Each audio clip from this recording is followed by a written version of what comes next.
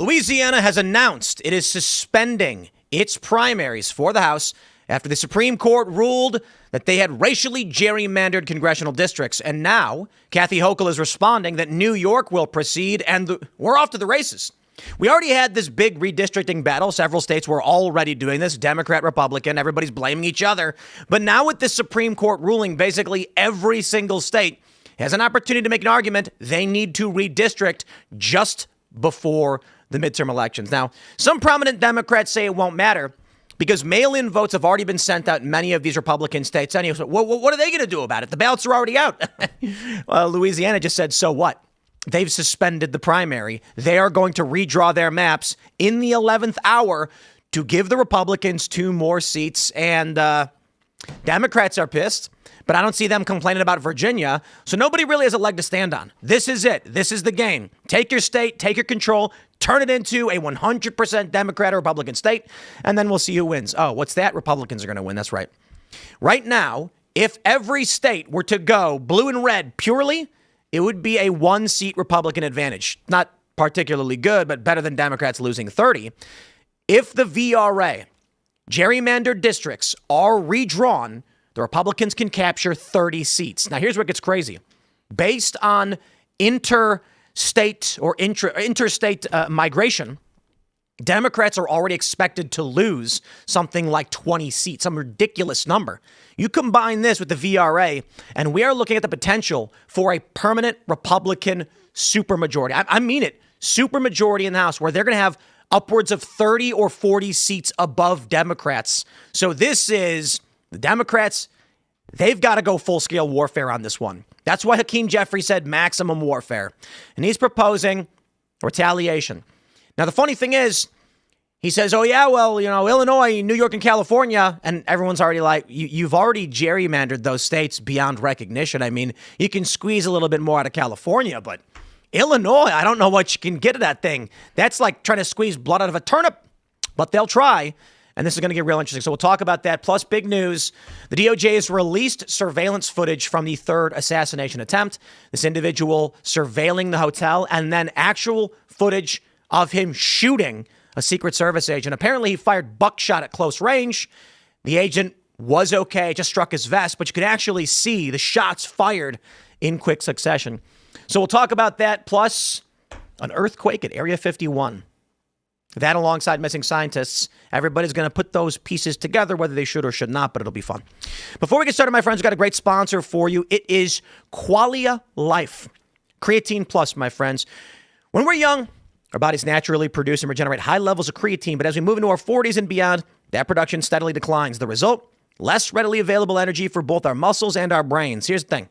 You can't just toss creatine back in and call it a day. It needs to actually get into your cells and then be activated to do its job. That's why taking it with electrolytes helps with absorption, and magnesium supports activation. It's that simple, and it's the reason Qualia Creatine Plus was built to work with your body, not against it. Qualia Creatine Plus combines 2 clinically studied forms of creatine with electrolytes, all chosen to support uptake and activation. Easy to mix powder, dissolves smoothly in water. It's the most trusted kind of creatine. But it's not just creatine, it's the delivery system your body needs to make it work for you. No creatine formula has ever addressed every step of the process, from mixing to absorption to activation, as completely as Qualia Creatine Plus. Creatine is critical for energy, metabolism, cognition, and healthy aging, not just lifting like a bodybuilder.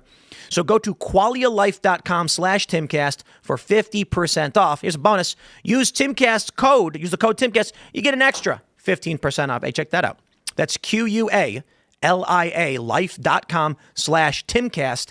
Use code Timcast. Thanks to Qualia for sponsoring the episode. And don't forget, you got to go to timcast.com, click join us to get in the Discord server. Why?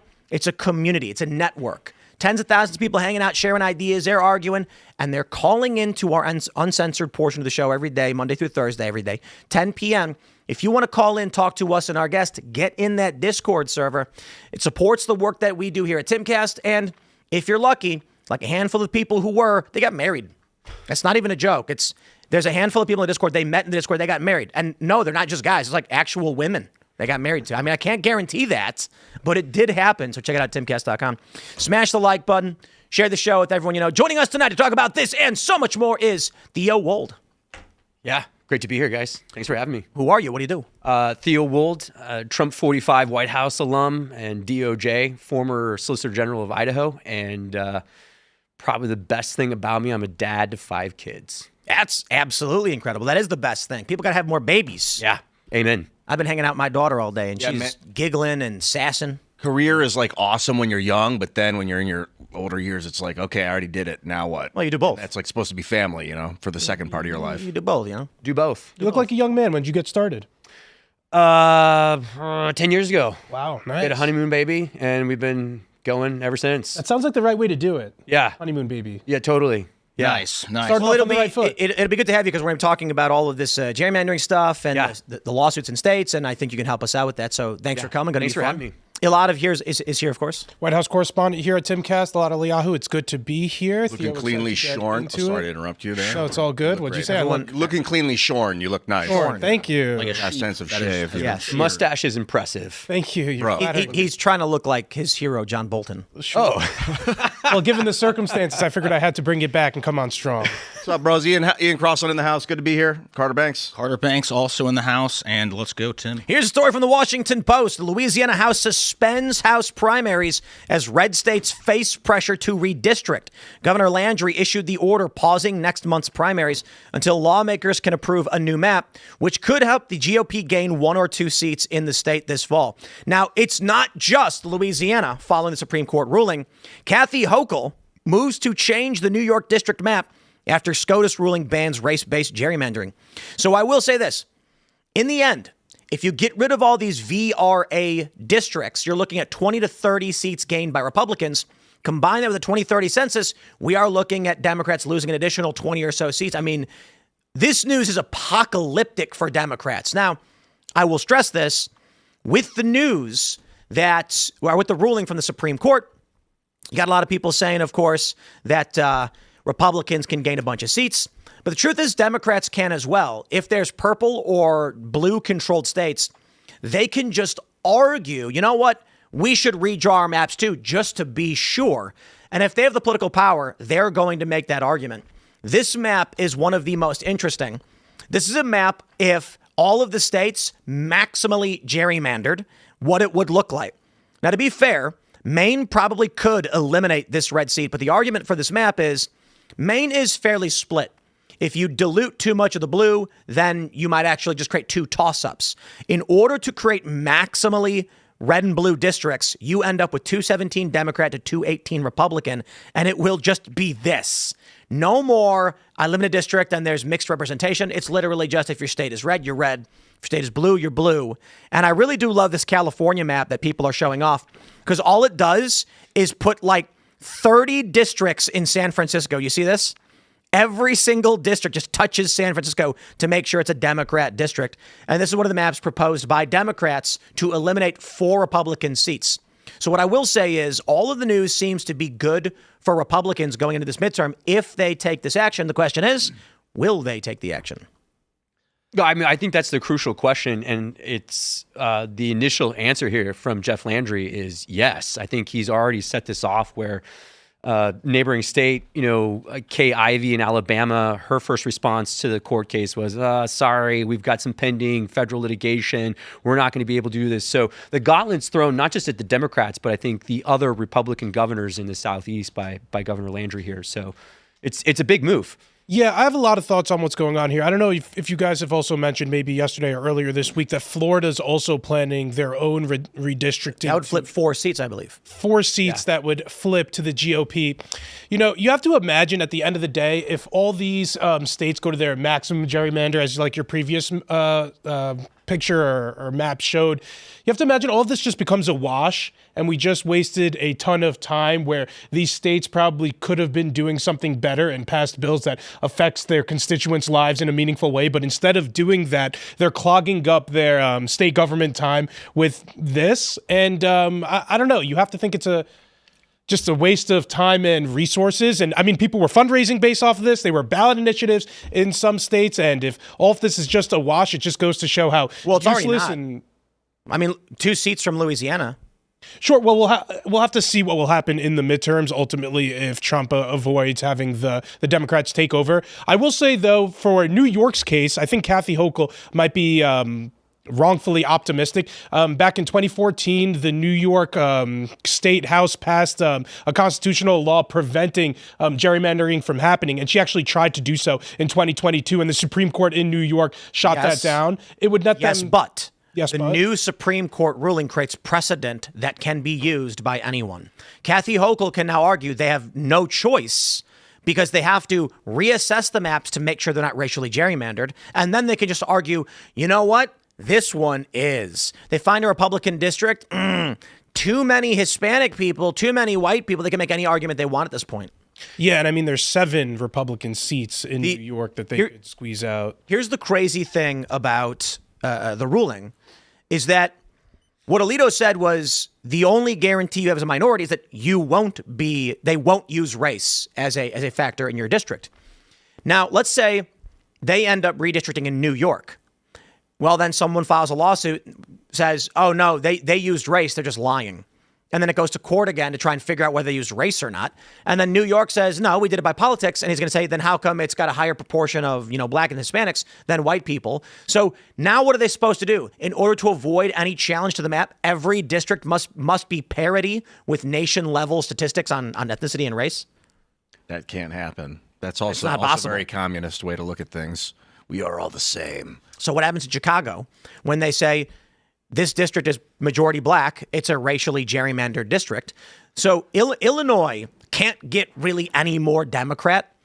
To be fair, some of the maps people have made of Illinois to make it Democrat, every district has a thin vertical stripe that goes up and touches Chicago. They could make the craziest dumb maps, but I think those wouldn't pass. But they've already gerrymandered to oblivion to create Democrat seats. I don't know how they make more Democrat seats than they already did. Yeah, and I think the interesting thing in citing Chicago as an example is the Democrats are also in something of a political bind with one of their leading constituency groups here, because there's some seats that you cannot reconfigure without sacrificing black members of Congress. And so, I mean, Democrats could go to maximally redraw Illinois, but you're going to lose some of those old school black Democrats like a Danny Davis or someone like that, or Benny Thompson in Mississippi, for example. He's going to lose his seat. So I think, when you're looking at the Illinois map. Look at this Illinois map. It's insane, but there's also going to be a lot of pressure on Democrats, especially in New York, to keep some of those safe black members of Congress in some kind of seat, even if it's not a majority black district. Can we just talk about how insane that is? That imagine, Democrats come to you and they say, hey, we're going to make it so your district is all black people. And you're a black guy and you're like, but I'm a big fan of Thomas Sowell and the guy across the street is a communist who wants to vote for communism. How are we going to share a representative when our political values are totally different? It doesn't matter. You're both black. That's the Democrat strategy. That's their ethos. That's insane. What brings you all together is not whether you understand, agree with, or disagree on policy. It's your skin. That's what Democrats are saying with the VRA.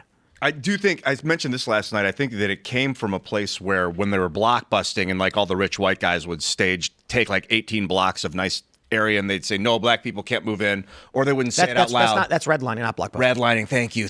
Redlining. And then the blockbusting is when they intentionally do move black people into white neighborhoods. Oh, okay. So redlining, and then they would just turn down their applications. They wouldn't rent to them and things. And then the lawmakers look, we have to make sure these people still have a voice on the outskirts of town. We can't let these people in the middle of town control everything. So I see where it comes from. No. But I think it's gone too far. Over decades and decades. It was always silly to say what makes your voice is your race. That was always silly to say. Yeah, it was supposed to be your location. I mean, it's supposed to be where you are in your surrounding area. It's not necessarily location. Geography does play a role, but it's economics.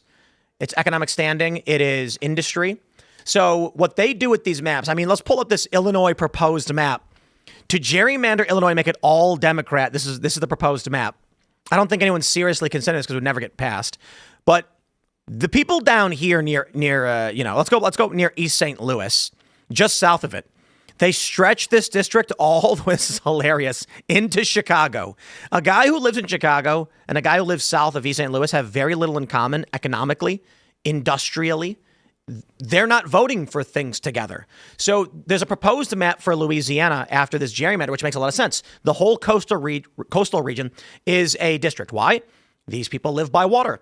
So there's seafood industry, oil industry, there's flood. Coastal erosion. Yeah. So they're going to vote based on things. And guess what?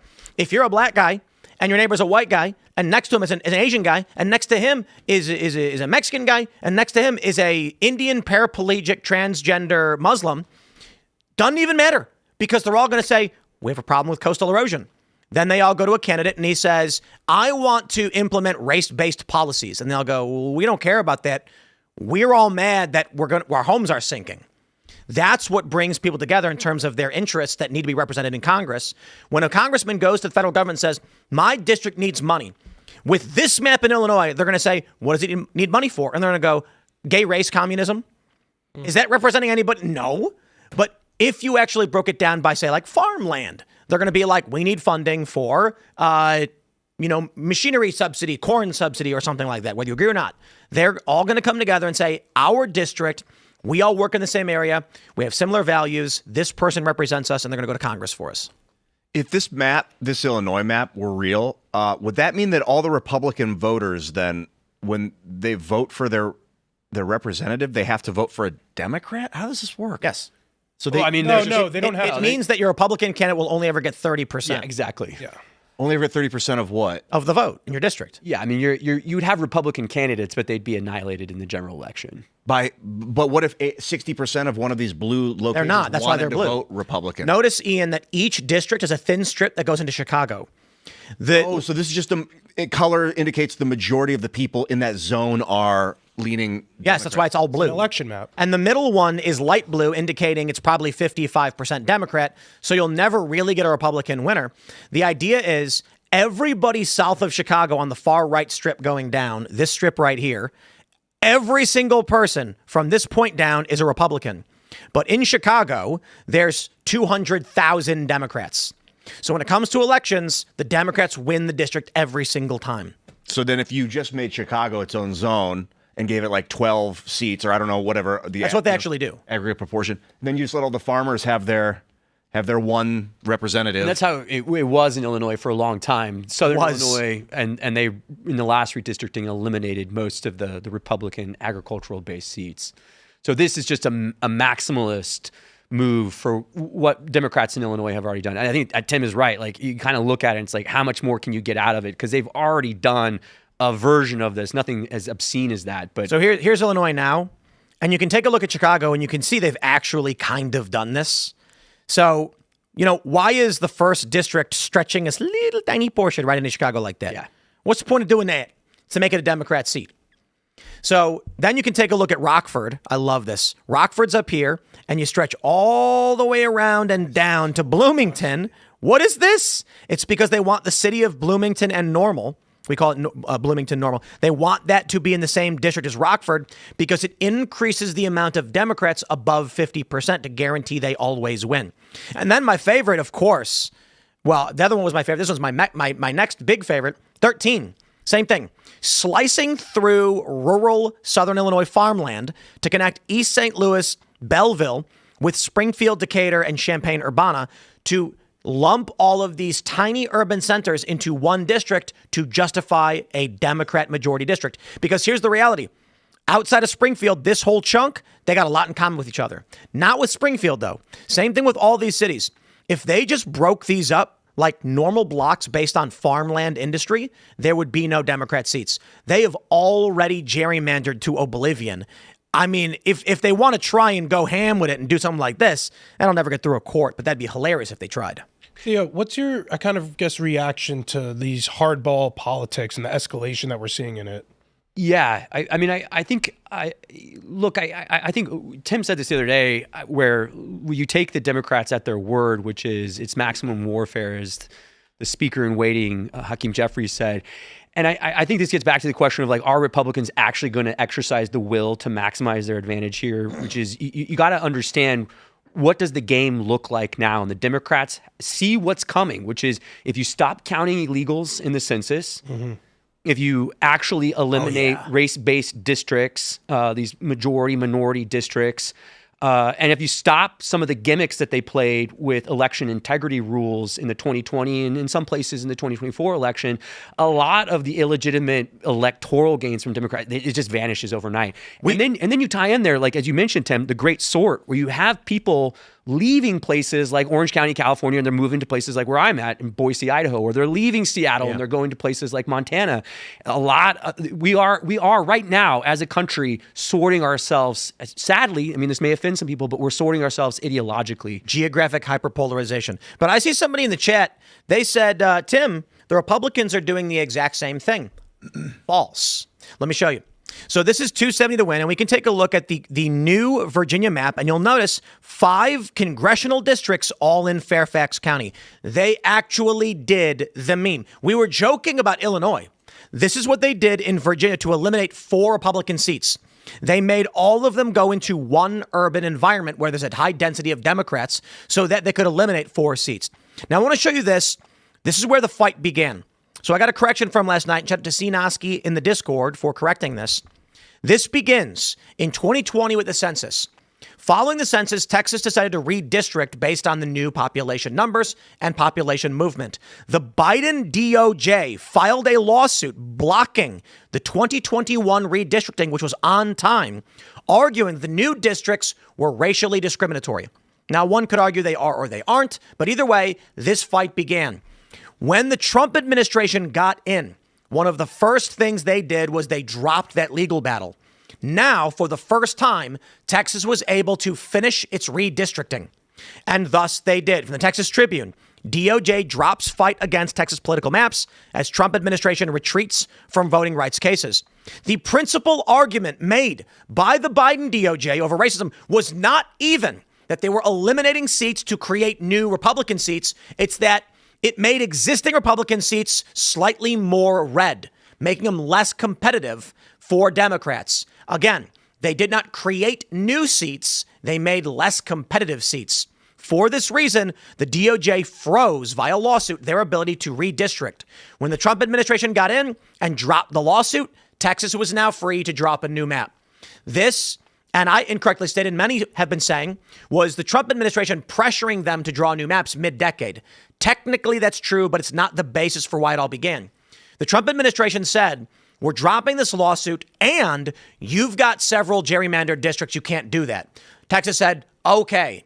Now they were finally able to drop new maps. The Trump administration did make the argument they can't do racially gerrymandered districts, so they needed to change. Then Democrats said, oh, yeah? And they started doing the same thing. Or I should say they started doing worse, because again, when you go 270 to win, eliminating 4 Republican districts by putting 5 districts in one city is psychotic. And you can see they've done it. Democrats wanted to play hardball. Here's the truth. Both the Democrats and the Republicans made the VRA play in 2020. The Biden DOJ made the move against Texas in 2021 when they tried to redistrict, triggering the legal battle targeting the Voting Rights Act. Over the 4 years of Biden, all of these individuals in these states were preparing for this. The moment the Trump administration backed off and the arguments had already made it to the Supreme Court, every red state was prepared to launch their salvo. Now, Democrats have a plan. We'll just see if that plan does anything. I think the other thing here that's is missed is the opinion from Justice Alito. I mean, the Democrats and the far left, Mark Elias and those guys are hyperventilating about this. But the decision doesn't say that Section 2 of the VRA is gone and obliterated as they maintain. It just says, as Tim noted a moment ago, you can't use race as the sole basis for drawing congressional districts. The old rules about it being compact, communities of interest, and as Justice Alito said, partisanship, all of those things can be factors for drawing seats. And I often say, look, this is a lot like the judicial nomination wars. Where, we nuked the filibuster, you nuked the filibuster. And when you go back and you actually do the archaeological dig on this, the left started this fight back in the Obama administration. If you guys remember all this push by Holder and Obama for the independent redistricting commissions, they did it in Arizona through a ballot initiative. They did it in California. And every time the so-called independent member, so you'd have like 5 Democrats, 5 Republicans, and then there would be 1 swing vote. Every time the independent ended up being a Democrat plant. For example, in New Jersey, where it was an independent commission, The member of that redistricting commission was a professor at Princeton who at the time was a registered independent. He's now running for Congress as a Democrat. And the product of those redistricting commissions were maps that always favored Democrats and obliterated incumbent Republicans. So they were at this, again, a long time before Republicans got wise. And then the litigation started under the VRA for what we call covered jurisdictions in places like Texas. So the war goes back, again, as many things do, to the Obama administration. I think it gets difficult when we get into the finger pointing of who started this. I actually think what you're referencing is going to be before what I even mentioned now, but Mitch McConnell blocking Merrick Garland's, even allowing a vote on that. Yeah. And then I believe nuking the filibuster for Supreme Court nominations with only doing a simple majority for Gorsuch. And then also allowing Amy Coney Barrett to get in despite it being an election year, which is the reason why he cited for not letting the Merrick Garland vote proceed too. Yeah. So, I think Democrats would also argue that they have a lot to point at. And if it's tit for tat, then it's just going to for sure. But even look at that. So the actual judicial nomination wars start in the Obama presidency when he nuked the filibuster for appellate court judge nominees, and they stacked the D.C. circuit, which is, it's just, again, one layer. Right. So it's you can look at Garland, but the actual story was when they put 3 Democrat nominees forward, when they knew they didn't have the votes, so they obliterated the judicial filibuster nomination process then. And so, I think, again, I don't want to over-index on the Obama's the cause of all problems, but the redistricting wars start under Obama. And I'll just note, what was Eric Holder's job when he left the Obama White House, when he left the Obama administration? Head chef. He was the head of the National Democrat Redistricting Commission. Mm-hmm. The issue is you can go back. It's a Hatfields and McCoys. It goes back to the Civil War. Totally. And it goes pre-Civil War. There was talk of Civil War in this country in 1820, and then it took 40 years because things were a lot slower back then, with communication being a lot slower back then. You can trace back every tit for tat. West Virginia is a redistricting of Virginia. West Virginia should not exist. Legalized. One of the dirtiest things. You guys know how West Virginia came to exist? Yeah, it was just presidential fiat. We're just putting the Unionists here, and we're going to make it its own state. They, when the Civil War started, and Virginia called up all of its young men to come fight and defend Virginia, whatever you think about the secession is not the point. Nobody was here to vote. The only people who stayed, they were like, okay, let's have a vote while all the men have left. And the remaining people voted not to go to war. Because they were like, I don't want to go fight. Everyone else went to go fight. When these young men came back, they found out they were in a different state now. And then Virginia filed a lawsuit after the Civil War saying, that's just Virginia. That's our territory. And they said, nope, that's a different state now. You don't get it. You lose your territory. Dirty centralization of authority right there. Oh, I mean, if you go back to Obama started redistricting, then the argument's going to be made, but the Republicans, blah, blah, blah, blah, blah. Yeah, during the Bush, did the Bush admin do much in the redistricting era? No, because I think one thing that people have missed as well in this national discussion about redistricting is the ability to use precision data tools, both on micro-targeting and then also the map analysis. That's totally new. And Alito mentions this in his opinion, which is you can get a map like Tim was showing on Illinois, because you can literally run 300 different permutations through the software of how you are parsing individual houses and neighborhoods. And that just didn't exist to that level of precision until very recently. Obama starts redistricting, but Obama's administration also targeted the Tea Party and did a bunch of things like this. And the argument they'll make is, no, this is the Republicans, when they were in power, they cheated and stole the election and then rammed everything through. So as soon as Democrats came back in, they said, we have to make sure they can't do what they did again in 2012. Because in 2000, because you had Republicans for 8 years. Then Obama gets in and they said, how do we stop Republicans from stealing an election again? Yeah, then you want to go back before that. You'll keep going back in time nonstop all the way. Things were a little bit more chill in the 90s, but then you can go back to, you get back to, what was it, in the 50s? The incumbents all got purged. You can go back to civil rights era, and the Democrats are accused of switching or whatever. You go back to Jim Crow. Everybody's pointing at each other for having done something wrong. General question. I know you're not allowed to drop districts based on race now, but what if they just say, no, it wasn't because they were black. It was because they were Democrat. Yes, I think that's the argument they made, exactly. So then so no districts will have to be redrawn at all if that's the case. They'll just say, no, it was never about race. It was always about their political affiliation. Alito's yeah, I mean, I think that one way of reading the opinion is partisanship is totally an acceptable criteria for drawing districts. It so happens, especially in places in the South, like there's almost a 1-to-1 between skin color and party registration. So, but I think if you were to say, hey, we just want a Democrat vote sink here, if you control the governorship and the state legislature, more power to you. You can do that. So here's a question I have right now. I think Mississippi has hinted they're gonna redraw their maps. Yeah. For some of these other states, they've got. So let's look at the map real quick. Let me reset the map and then show you guys down here. These are these Democrat districts are presumed to be what's called VRA districts. These three right here, especially, they may be able to redraw one right here that will be Democrat. I believe this one right here is considered to be gerrymandered by race. Yeah, that's Benny Thompson's seat. Yep. Yeah.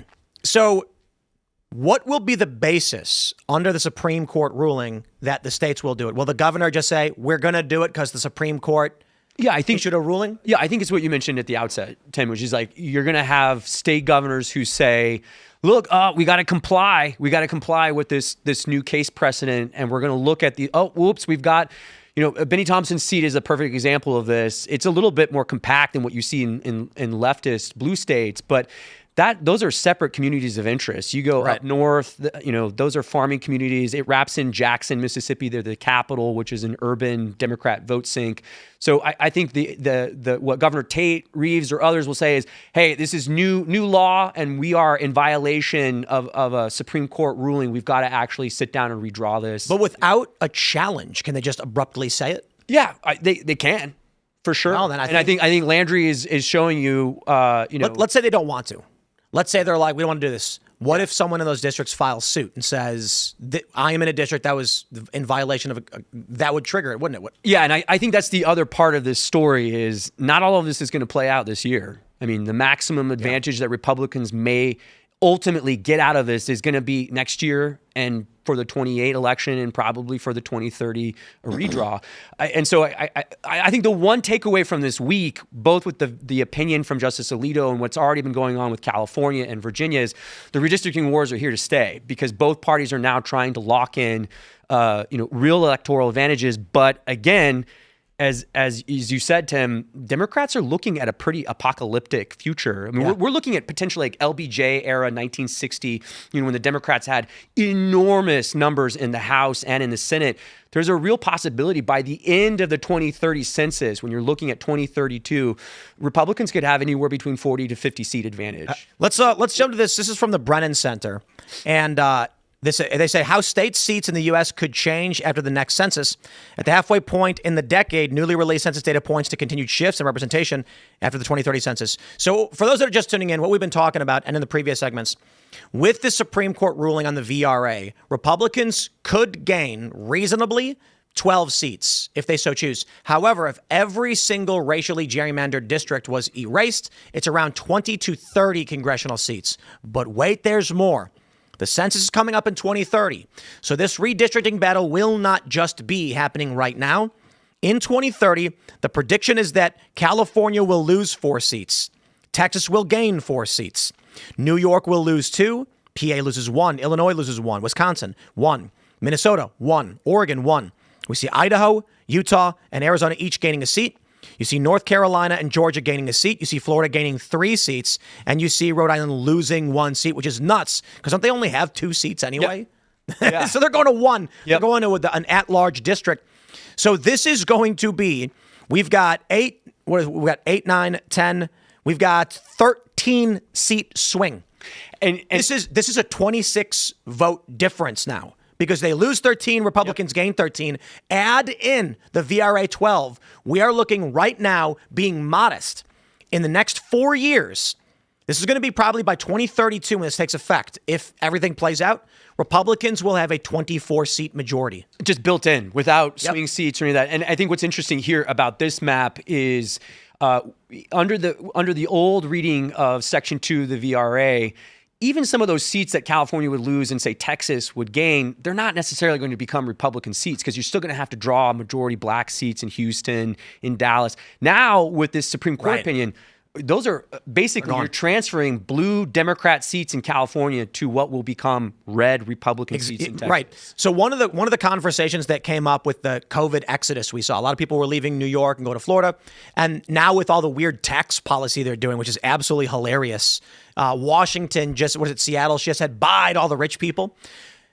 The concern was if a bunch of blue people move to a red area, would they not turn that area red? In fact, no. So if you've got 500,000 people leaving Manhattan, the initial reaction a lot of people said was, and this is first order thinking, well, 500,000 people are going to shift the makeup of another district. Yeah, but those 500,000 people are dispersing in different areas. Maybe 40,000 go to Connecticut. Maybe 30,000 go to West Virginia. Maybe 100,000 went to Florida. When those 100,000 enter a district that is R+7, they only shift it maybe 2 points Democrat. So those votes are getting diluted, meaning New York's actually going to be worse off. The Democrats nationally not only are losing seats, they're losing urban concentration as people spread out. The people who are moving from California, Texas aren't going to the same city for the most part. Many might, but then it gets better because even the people from California who move to Austin, they can just gerrymander Austin and say it's liberal. There you go. Yeah. That's what I'm wondering about this. If it's legal to gerrymander by political affiliation, can't they run like an AI algorithm to see all the voter rolls, all of the addresses, and then after the fact be like, we're going to draw, because we can't do it by race anymore, we're going to specifically draw 14 Democrat districts, and they're going to draw little snakes, and it'll be totally legal because it's only by political affiliation. But like back in the day, they didn't know people's affiliation until they went to vote. So you were building the district before you found out who was in it. Now you can know ahead of time and pre-plan the district. It seems like the whole system is now malfunctioned. There you go, Ian. The map we showed in the last segment. This is exactly what you're describing. So this is if every state maximizes. So this is the argument being made here is that the end result of the gerrymandering war is every red state maximizes for red, every blue state maximizes for blue. I think, and the two wrinkles here would be to maximize your advantage in redistricting, you got to hold the trifecta. You got to hold both chambers of the state legislature, except for Nebraska, and you got to hold the governorship. So something like Nevada, you see that there. You got a red northern district based out of Reno, and then the southern, so the two seats there in the south, which are based around Clark County and Las Vegas. But if there's a Republican governor, it's going to be really hard for the Democrats in the legislature to maximize those seats. It'd probably stay 50-50 swing seats like they are now. The other thing I think, what Tim was just laying out, the breadcrumb trail there leads to an obvious conclusion, which is this is why Democrats are flooding the nation with mass immigration. Yep. Because the great sort that is happening, it turns out, even if every Yankee who leaves Long Island and moves to North Carolina is still an unrepentant liberal, it kind of gets washed out, and they don't actually pick up the real vote share. And I'll say, just as a footnote, we track this pretty closely in Idaho, and what we see actually is the folks who are leaving California, Washington State now with the imposition of the income tax, when they're moving to Idaho, they're actually shifting both the ideological window, but also the registration more Republican. These are people who were sort of suffering under blue state policies, and they're like, I'm happy to be in free Idaho. Now, here's the best part. The end result of this beyond the midterm is, any guesses? The Electoral College. What is it? Electoral College. Yes, but after that, right? So any guess on what the end of all of this will be? If we take everything happening to its natural conclusion, and I'm not saying it happens in 5 years. Civil War? Elaad, is that what you think? On board. Wow, that's like saying that. No, that's what he was going for. Let me explain why. Let me explain why. As moderates in New York flee, what happens is congressional seats not only get broken up, but the existing seats become hyperpartisan left. Totally. Mm-hmm. So in a district, let's say you have Manhattan, and you've got a lot of conservatives. Let's say you have 36% who live in Manhattan that are they're Republican. They know they're always going to lose, but when it comes, so they always vote Democrat. Like, for instance, my family was, I grew up Catholic to a public servant dad. And we lived in an area where it was like union working class guys. But my dad was a conservative, but we always voted Democrat. Why? Every union really does. Well, what are you voting for? You're voting to lose? No, you vote for the Democrat. It's because there's one party. So here's what happens. Primary comes up.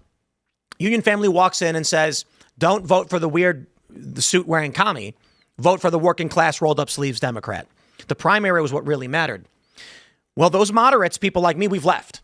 So now the primary happens again, and you've got blue dog Democrat rolled up sleeves saying we're here for the working class, but all their voters have left, and all that's left is commies. So the commie wins the primary. Basically, right now, in every district, the primary is trying to sort by political party the boundaries and then finding the middle.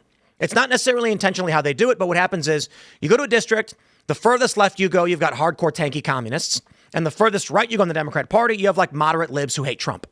So the candidate who wins panders to both the most to generate the most amount of votes. Eliminate the moderates. That moderate guy could only get 20% of the votes he used to get.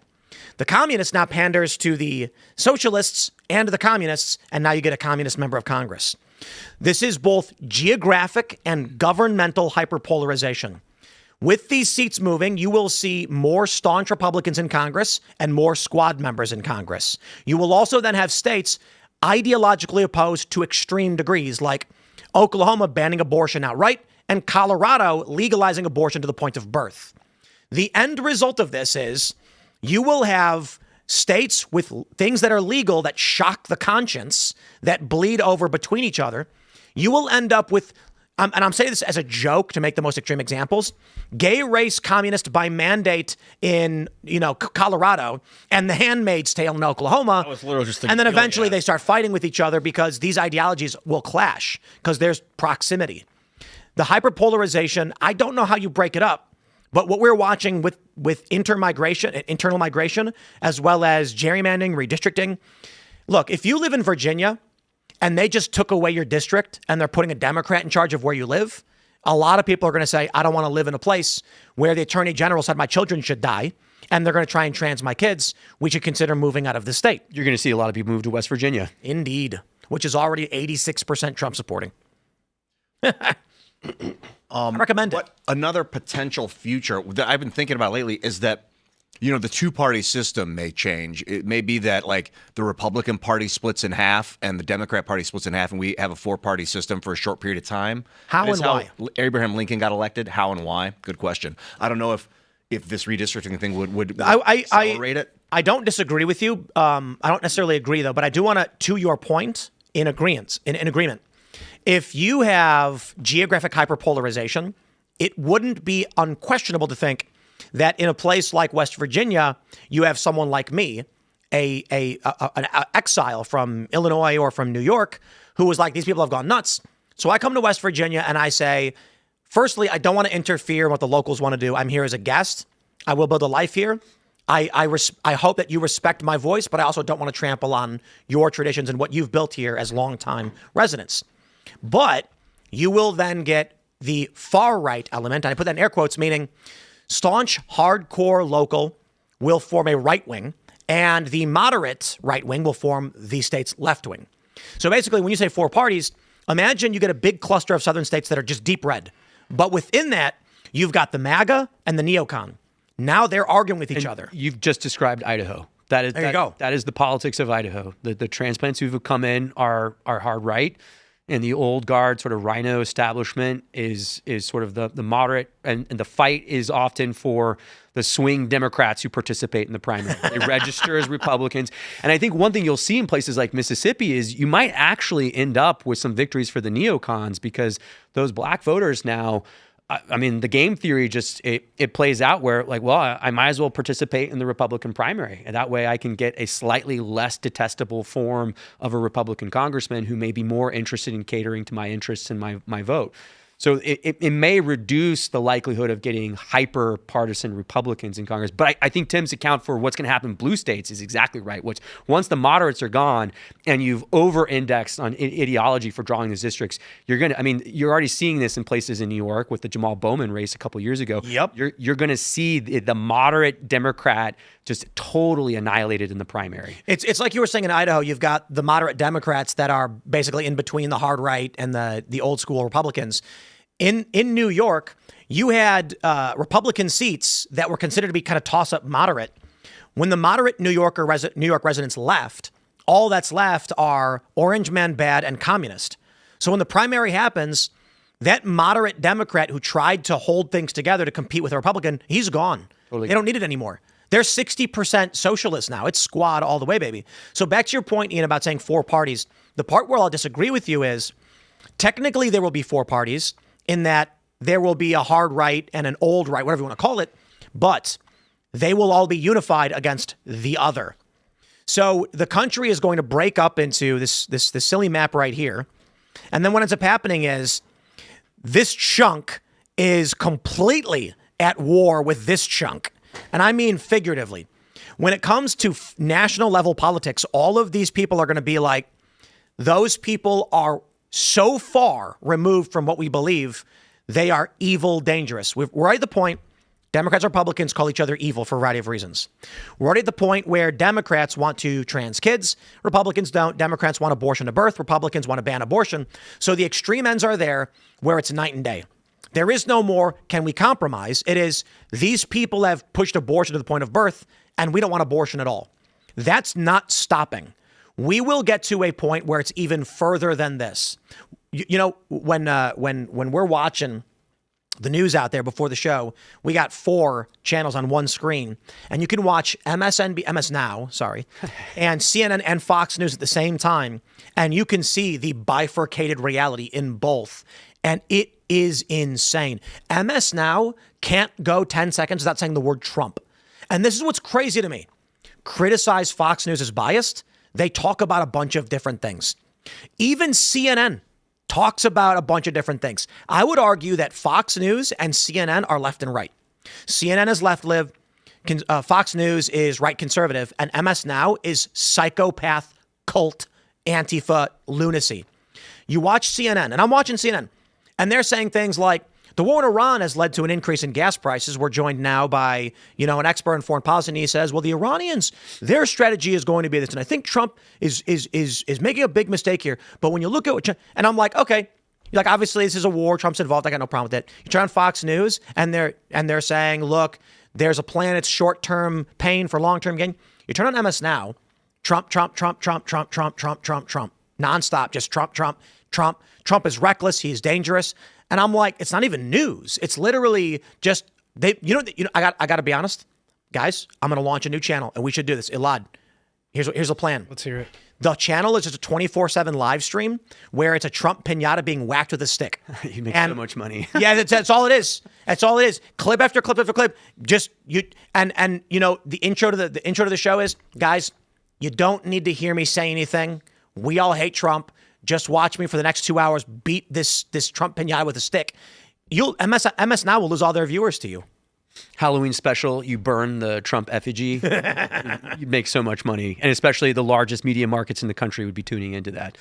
I think that if you one-upped MS Now to the legal extent, you'd easily take their viewers. Saying Trump is outrageous and he's bad, just say... literally just say Trump is Hitler the whole time and show World War II footage, but put Trump instead of Hitler. Is it going to be, they're just going to switch to whoever the Republican candidate is as soon as they announce next year? They did it with DeSantis. Do you remember that? Oh, yeah. I mean, well, this is like, this story is played out over the last 20 years, right? I mean, this was, George Bush was the incarnation of everything that was unholy and evil and was Satan and was a Nazi. And now it's like, oh, well, he's actually a good guy. He tells good jokes. We love seeing baseball with him, right? This is their shtick. When the primary was kicking up in, I think it was started in 2022, and then in 23, DeSantis became the front runner. Trump hadn't been very present, and DeSantis was crushing it in Florida, and he has, and I respect it. I remember sitting down with the Daily Wire saying, look, I'm for DeSantis. If he comes out of the gate, he's the guy. They started running articles saying DeSantis is worse than Trump. It was insane because they said Trump is racist. Then they said Trump is the worst racist. Then Trump is almost as bad as Hitler. Then Trump is Hitler. Then Trump is worse than Hitler. Then Trump is gone for a year and DeSantis comes in and they go, DeSantis is actually worse than Trump. And I'm like, now Hitler's down here and DeSantis is all the way up here based on what you've been doing rhetorically. Yeah, and I think the argument they made was like, DeSantis will be an effective Hitler. Do you guys remember the Don't Say Gay bill that they tried to fearmonger? I mean, Don't Say Straight? Don't Say Straight bill that they tried to fearmonger around DeSantis on. And we call it the Don't Say Straight bill because the bill said that teachers could not discuss their interpersonal relationships with children. And considering most people are in straight relationships, it was actually barring teachers from talking about their heterosexual coupling. So I actually think it benefited gay people. That's what made DeSantis Hitler at the time. Yeah. Oh, really? And they were dancing in hallways. And the fight with yelling, Disney. Don't say gay. Oh, yeah, and the fight with Disney. The platform, so the long. shoe lifts, and the boots also. Not. Yeah, the cowboy boots. Sinclair pulled that one out on him, Ashley. Can we just drop the pretense? I mean, you know what I really can't stand about the culture war is just the pretending. Republicans and Democrats both arguing nobility. No, I don't care. Like, I think Republicans are right. You think Democrats are right. Can we just argue I will do everything to maximize the power of my political party? No, we have to have pretense because we're using TV. So when you're using the airwaves, you have to have an air of pretension. You can't be truly your radical self when the world's listening. You got to do that in a back room. Even though there's spy satellites. But nobody's falling for it. It's like, it's the cringiest thing ever to, remember when Deepwater Horizon happened in the Gulf, the oil spill? And the CEO's like, we're terribly sorry. Like, nobody believes you and nobody cares. I'd respect you more if you came out and said, obviously we're going to clean it up. We're going to pay a fine for this. It'll be a slap on the wrist. It'll kill untold amounts of sea life. We're not going to stop. And we're sorry only because the malfunction happened. We're not morally or ethically sorry at all, and we're going to keep going. I'd be like, okay. It's crazy how so many people would rather be lied to than hear the harsh reality of truth. And they're like, no, just tell me a sweet lie and let me go back to my game or whatever. This happened this week when the those old tweets from Mallory McMorrow came out, and she has essentially what you're describing here. One of her tweets said, well, the future is The Ring. And not the horror film, but she was like, the coasts will break off and they'll join with Mexico and Canada, and they'll basically just napalm what's left in the middle. Let's pull this up. We got some CNN. This is massive. Make me miss California. Deleted tweets. Senate candidate Mallory McMorrow disparaged Middle America. So she's in Michigan. Oh, they don't want us to read it now. She's in Michigan now. She's in Michigan now. But she lived in California for a long time, and she wrote on social media how much she hated Middle America, saying it makes me miss California. And she wrote what you just described, The Ring, which is this. There will be this ring of blue. You know what? Let me pull up this. I'm going to pull up the Jesus Land and what is it? Canadian States meme. You ever see that one? Yes. So I guess Canada would be the ring of blue to the north. Yeah, and Mexico to the south. And then the ocean, obviously, which is blue. Yeah. Here you go. This is what the meme basically is. So this is the proposed fracturing, or actually one of them, the Jesus Land map. It's an internet meme. It was created in 2004, so it's not necessarily accurate right now because there would be a small cluster, down here. They'd probably take these states. And we would take Alberta now based on the Yeah, right. So again, this is 20 years old, but the idea was there was discussion in 2004 of breaking away of the United States fracturing and several states joining Canada. She's talking about that. She deleted those tweets because this is what these communists do. She wants to win political power in Michigan. She has to pretend to like Michigan. She's the moderate in this race, too. That's the other thing. She's the moderate. She's the most moderate person in this race. Commie. Yeah. Because the other guy, Abdul El Said, was the guy who said he didn't even want to, I think, celebrate the killing of Hassan Nasrallah. Yeah, that's right. Or the Ayatollah, rather. Or he didn't want to comment it because he didn't want to upset his Arab Muslim base. Was he the guy who campaigned with Hassan? Yes, that guy. Yeah. She purged her X account of roughly 6,000 posts, including all of her tweets prior to 2020. Andrew Kaczynski noted this came after the Post's April 2025 scoop on her tweet history. The deleted posts include jabs at the purple state she's now running to represent, saying, and it's snowing, screw you, Michigan.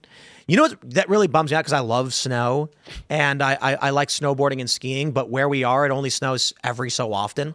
And here she is coming from a warm place, moving to a cold place, and she hates it. There are days like these that make me miss California even more, she said in 2017.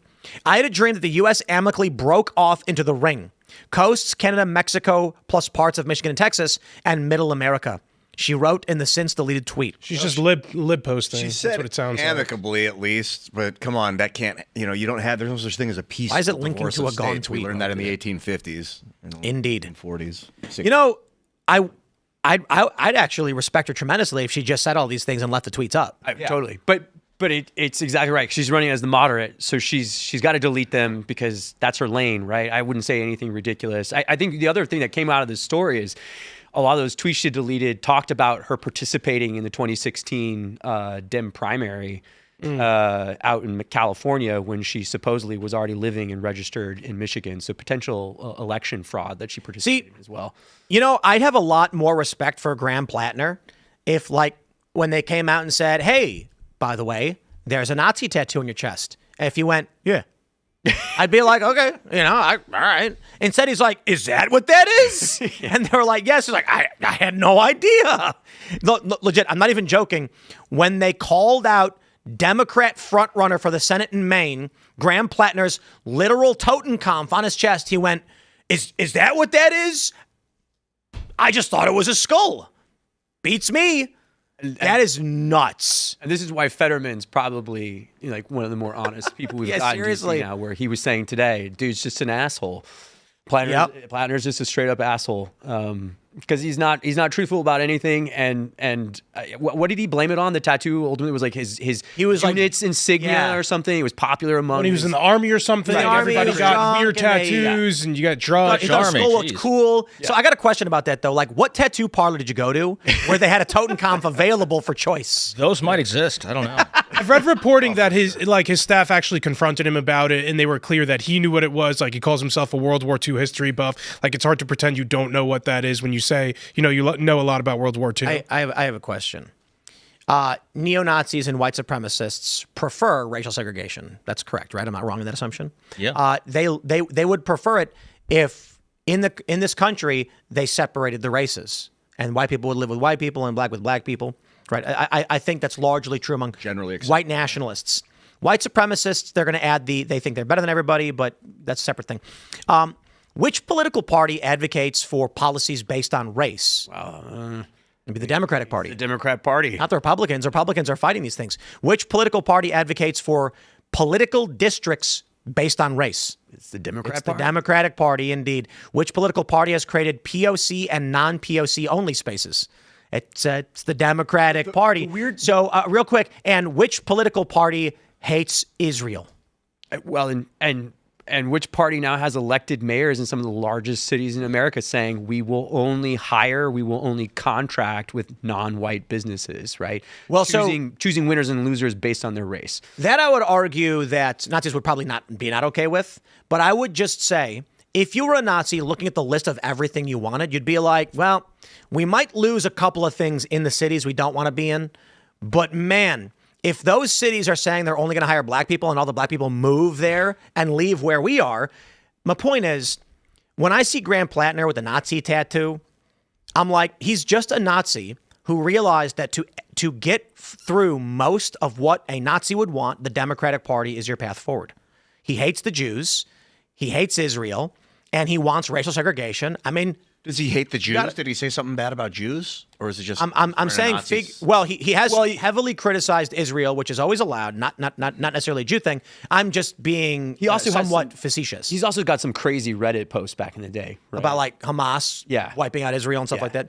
My point is, if you are a Nazi who hates the Jews and hates Israel, the Democratic Party is for you. I think it's transparent, like the double standard, though, because you saw everybody in the media trash aggressively Secretary of War Pete Hegseth for his, I think it's an Iron Cross tattoo that, it made the rounds in the media. Everybody called it a white supremacist tattoo.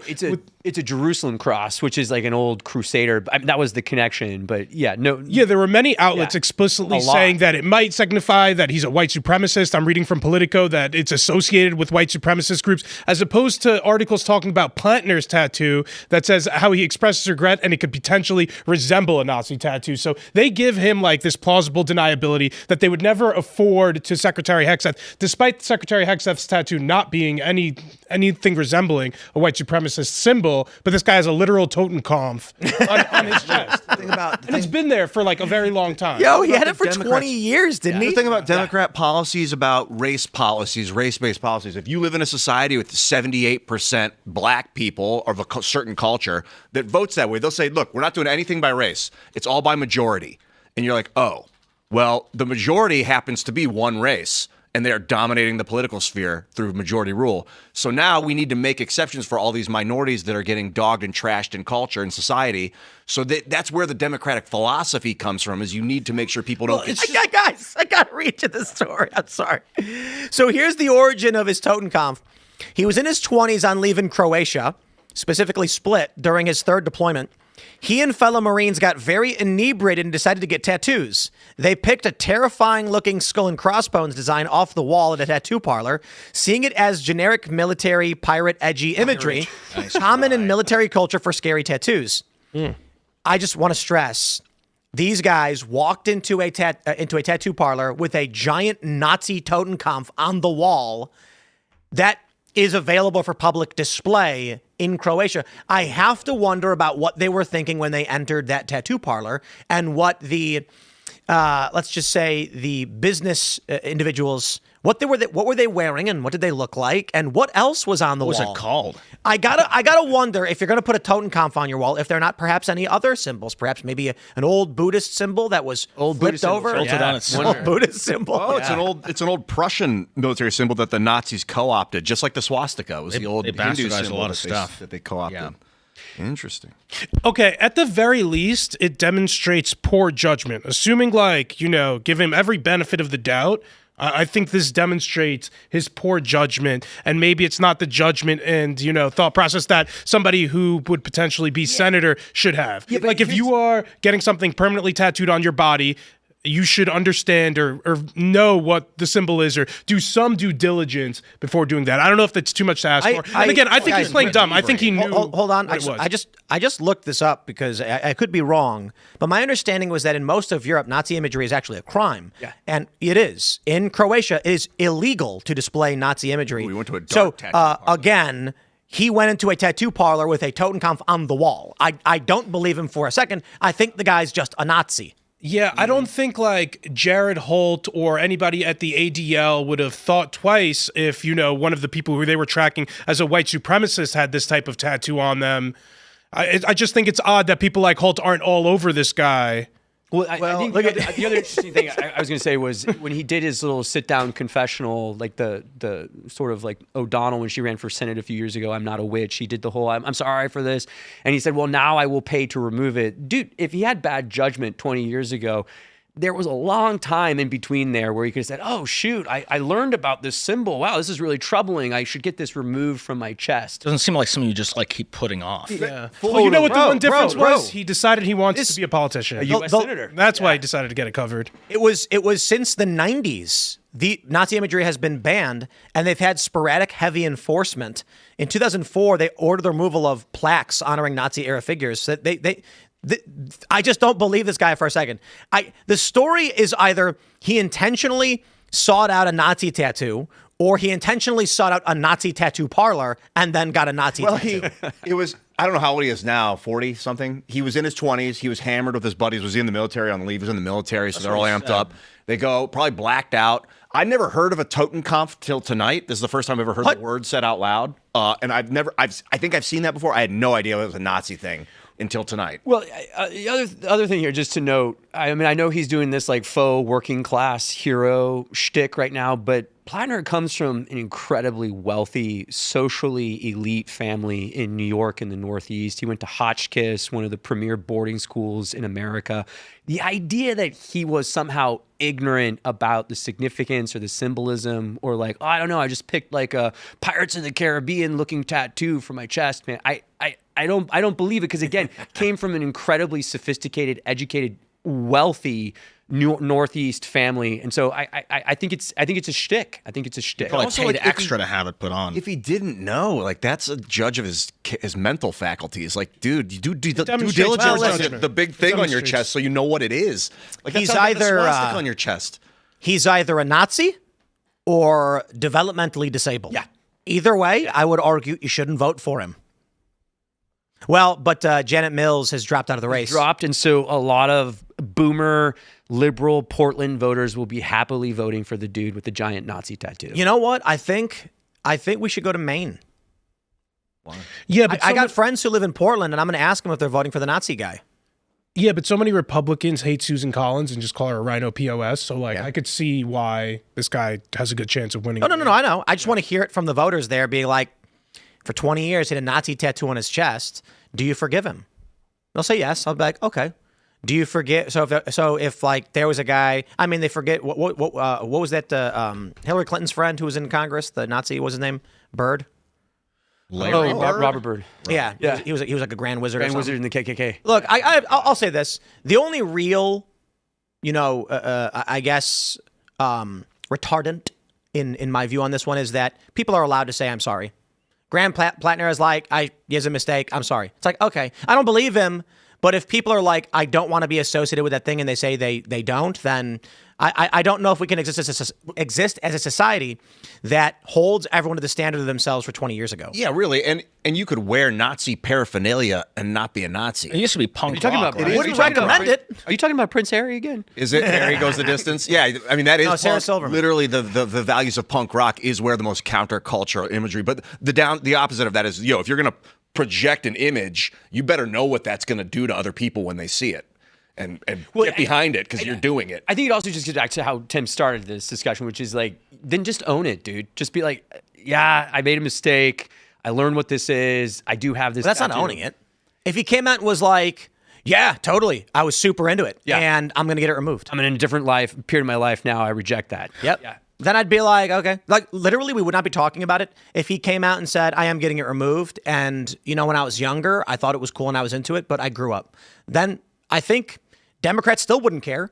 And he'd at least get a little bit of respect from me being like, okay, well, he owned up to it. He probably also should have done that before he started running. He announced and did it after. That was my point, which is like, if it was a failure of judgment, there was a number of years. If you know you're going to run for something, you could do some things to prepare. Like, for example, cover up your Nazi tattoo. So the moment delete your tweets before you're about to run for the Senate. Yeah, the moment the picture drops, then you could say, oh, you know what? I got that removed 5 years ago. Yeah, yep.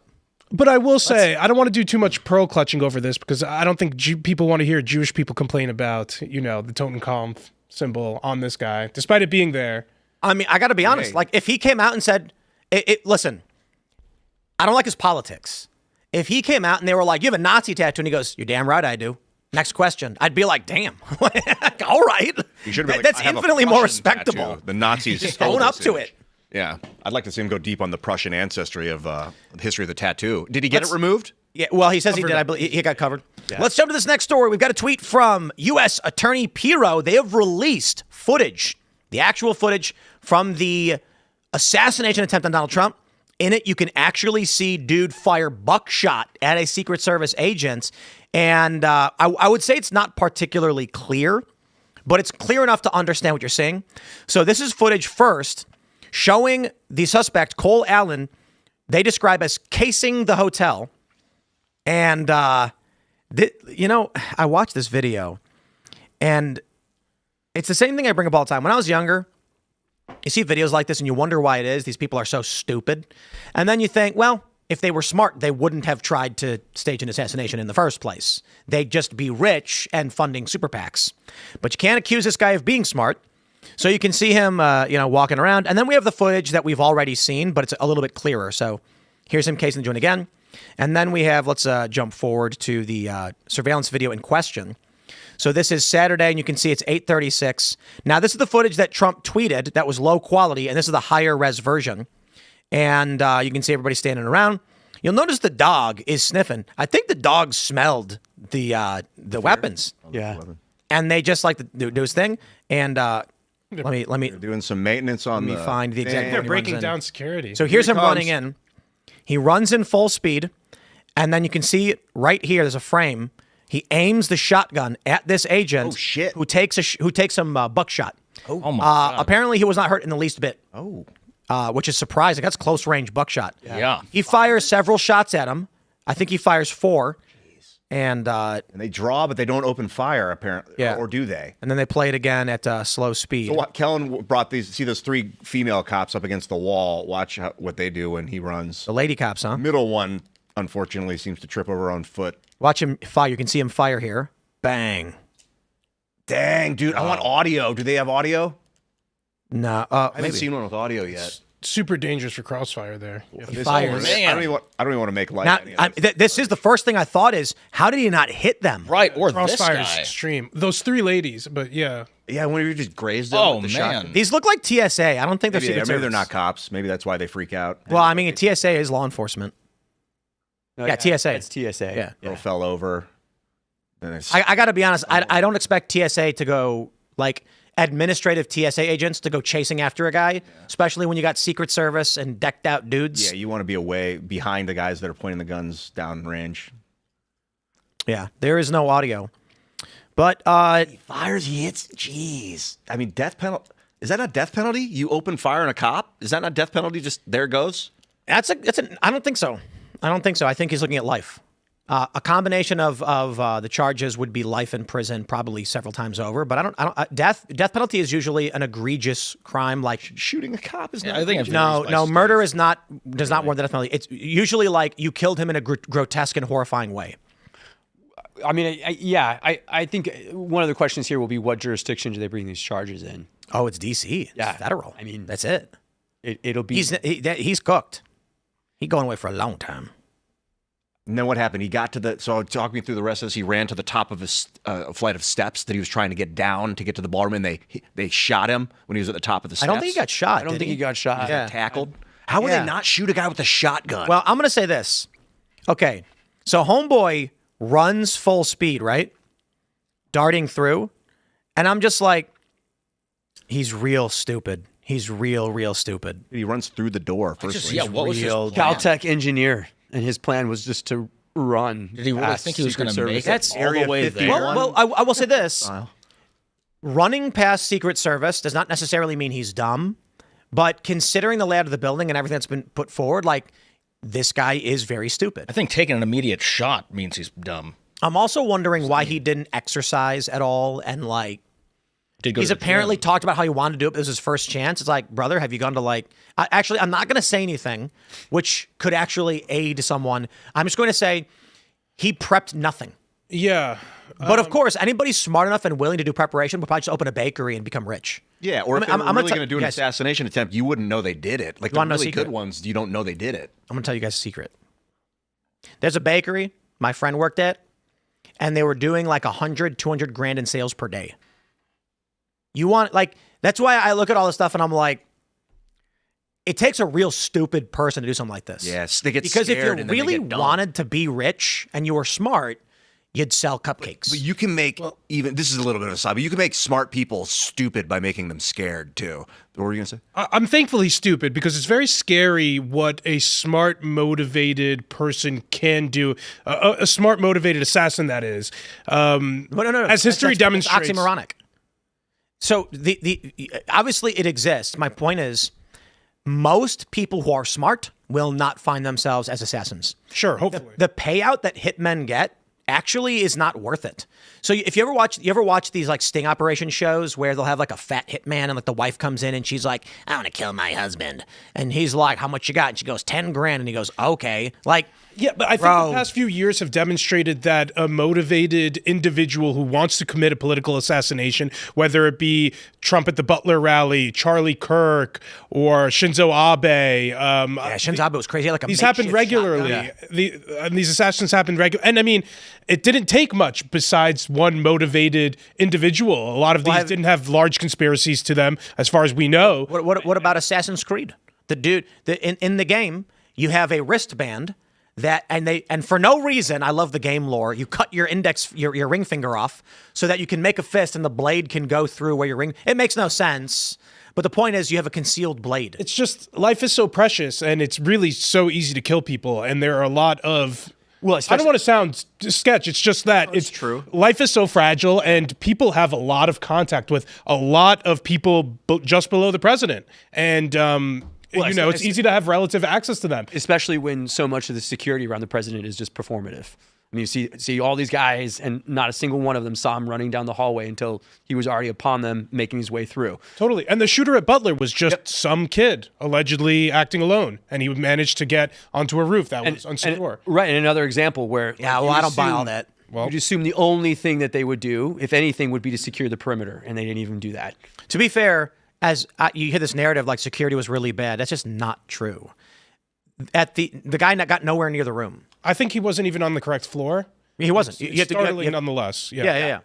Well, I think part of it is the accumulation of weapons beforehand, the checking of the hotel room, and then also, casing the joint. None of that raised any suspicions with the hotel security, Metro Police, or the Secret Service. So, I think the example of okay, maybe not a guy shooting buckshot, but what if he, brought in some kind of ordnance, some kind of explosive device into the facility? There's a lot of things that I can say that I'm not going to because I don't want anyone to. Right. But let me just say this. We will not. He did not train. Dark arts on television. He did not train, nor have any plan for what the security in the place would do. Yeah. I can right now, at the top of my head, say 3 things that would have got him into the ballroom. And I'm not going to, but I think a lot of people who have any kind of combat training, any military, are going to be going, oh, yeah. Yeah.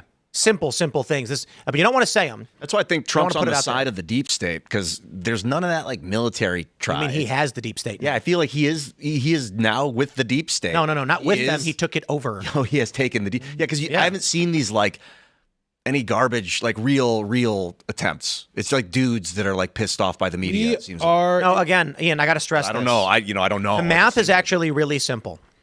People who hate Donald Trump and are very smart just get rich and then fund their way to alter the machine. Oh, yeah. They bought Trump coin, and then they sold it when it went up to $80. I'm saying the people who hate hated him the whole Trump time they did don't buy Trump coin. Well, they invest in smart, Google. They make $1 billion, go to fundraisers, and then pay NGOs and work with the Soros Group because funding DAs across the country is infinitely more successful for their cause than throwing a brick through the window or shooting at somebody. I think we are in an era of political assassinations. I think the rhetoric online is only incentivizing and encouraging people to get more crazy. Society is set up in such a way that people are becoming more mentally ill. It's being encouraged and normalized. You see half the assassins online who've committed these acts are praised or at least not condemned in large part online. People feel as though they have no contribution to the political process. So how are you going to contribute? How are you going to make the difference that you see fit and you feel justified and have been told you are justified in feeling online and by all of your peers? How are you going to get this out? Your vote doesn't matter, is what you're being told online, and there's nothing you could do to affect change. But guess what? You see other political assassinations happen, and you say, aha, I can make this difference. I could stop Hitler. I could stop fascism in my country. And that's what a lot of these people are thinking. A better way to stop Hitler is treat it like you're back in time right now, and you can change people's minds within that video. I think it's the rhetoric and incentive structure that we've set up. Let me say that if what you're saying is true, which it might be, that we're in an era now of this kind of thing, that makes me concerned because, like you were saying, how did this guy get all the way through here, casing the joint? There's been 3 attempts on the president in the past. This is like a technocratic argument. They're going to say, we need security. We need more security. We need to spy. We need to get people's DNA. We need to know where you are, when you are. We need to know everyone so that this cannot happen. That's going to be a lot of the argument coming up in this era. And I think 2 things can be true, right? Like, it can be the case that political assassinations are on the rise, and that may be what it takes. I mean, we'd have the conversation around what it means for that type of surveillance and FISA surveillance to exist, and would it even be effective? But I think it's pretty clear that we're seeing people feel emboldened to take this into their own hands. There's other examples of attacks on members of Congress. The federal district Supreme court judge in New Jersey who was shot and killed. This stuff is regularly happening in Minneapolis or somewhere in Minnesota. There were a couple of council members outside of an Israeli embassy. There was a couple of staffers who were shot. Josh Shapiro, the governor of Pennsylvania, had a few attacks on him. These are the only ones that I could think of off the top of my head. But people aren't widely condemning this, and people do genuinely believe that the ends justify the means in our political system. And the more disenfranchised that people feel, the more gerrymandered that districts get, and the less competitive any of these elections are, people will feel more and more disenfranchised, and their outlet for that may be violence, unfortunately. And I think that the incentive structure really, and the the support around it. We're not condemning Luigi Mangione. No. Tyler Robinson isn't almost even not being blamed, and Erica Kirk is being made out to be, the villain here. Of course, any violence towards any Jew or Israeli or so-called Zionist is justified by the alleged genocide that they're perpetrating. Of course, any Trump supporter is fair game because they're racist, fascist supporters. So I think the rhetoric around this is dangerous. Then, of course, we've seen attacks on ICE agents and the doxing of ICE agents. I think the people want to take it into their own hands, especially the rhetoric online from the left. They feel totally justified in what they're doing. Well, I mean, the Minneapolis church, the Don Lemon event, right? I mean, what they said was it was necessary for us to go into this house of worship because those people needed to know that one of their auxiliary pastors was an ICE agent. It doesn't matter if you're interfering with worship or, a religious service. We felt so justified that we had to tell these people, you have a pastor who is evil and a Nazi. Well, if they buy into the rhetoric that is being fed to them online and by elected officials, it's hard to blame somebody with a little bit of mental illness for taking this seriously. If Trump really is Hitler, if ICE is really the Gestapo, then aren't you doing something good? If Israel is really committing genocide and we're supporting Israel in committing that genocide, if you stop the people who are supporting that, aren't you preventing genocide? That's the sort of logical conclusions that a lot of dumb people being misled. You know what I always thought was really funny is the and rationalized. If you could go back in time and kill baby Hitler, would you do it? No, I would help him. I would make him a better human so he didn't go crazy like he did. That's my point is like the conundrum you're presented with is kill a baby or let Hitler happen, when it's like you could literally just move the baby to a different building and like it'll get adopted by a different family, have a totally different life. Yeah, you could have done that. Raise him as a Jew. You could literally just take baby Hitler and then bring him to like North Sentinel Island where he'll grow up and just be firing bows and arrows with the North Sentinelese. I wonder if you could ever be fair, they'd probably eat it. If you went back in time to Hitler and you're like, look, I'm going to teach you how to be a really good painter, so this time you'll succeed. Make him better at art. You end up just making him excited to paint, and then the same thing happens. Then what if he doesn't even want to paint anymore? He's like, I've already done this now. What if every time you're like Hitler, you got to paint a new picture. Trust me, it's going to work. He's like, but I don't want to paint a picture. I want to kill some Jews. And you're like, stop it, Hitler, stop it. Not this time. Stop it. Not this time. We're changing things. It's just the bankers you're worried about. It's not the Jewish people themselves. I don't know. Was it just Hitler responsible for? Literally nothing else. I don't know. Was Thule Society put that guy in power on purpose? That cultic mechanism had been flowing for 20 or 30 years as like a counter-communist movement. I fail to believe that he was solely responsible for all of Nazism and Germany buying into. He was put there. He was chosen to be an orator for that movement.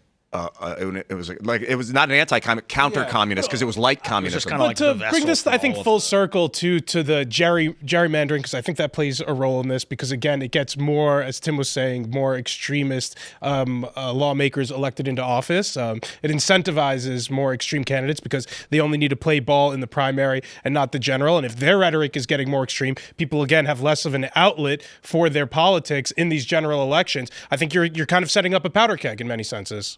I thought the same thing earlier when we were talking about that. I don't know how to give people their voice back. Since Congress was hijacked by the Federal Reserve in 1913, obviously they're working for big business. The little guy's been suffering under the boot, but they didn't know. Totally screwed. Yeah.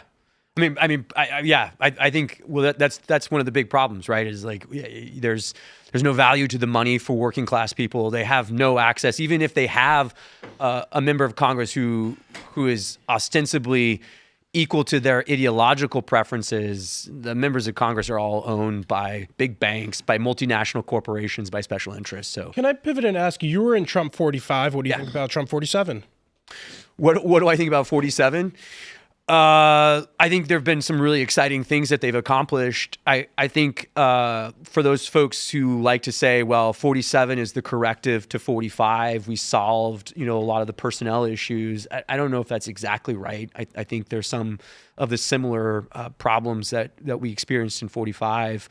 There are people who are not aligned with the core parts of what Trump originally ran on, which is, rewiring trade to favor the interests of working class Americans, stopping the mass immigration that is destroying the continuity, the coherence of our culture, and no foreign entanglements, no forever wars. So I think there are parts of 47 that are distinct and different. I think he is moved out faster on some of the core issues that needed to be addressed. But in other ways, I think you see some of the same personnel problems. I know some people, there's been some fracturing of the party. I don't know if I'm breaking any news for you here. Yeah. What do you think of the intra-MAGA fights that we're seeing as a result of some of the president's policies? I guess particularly on the Iran war, but there's other things too. Yeah, I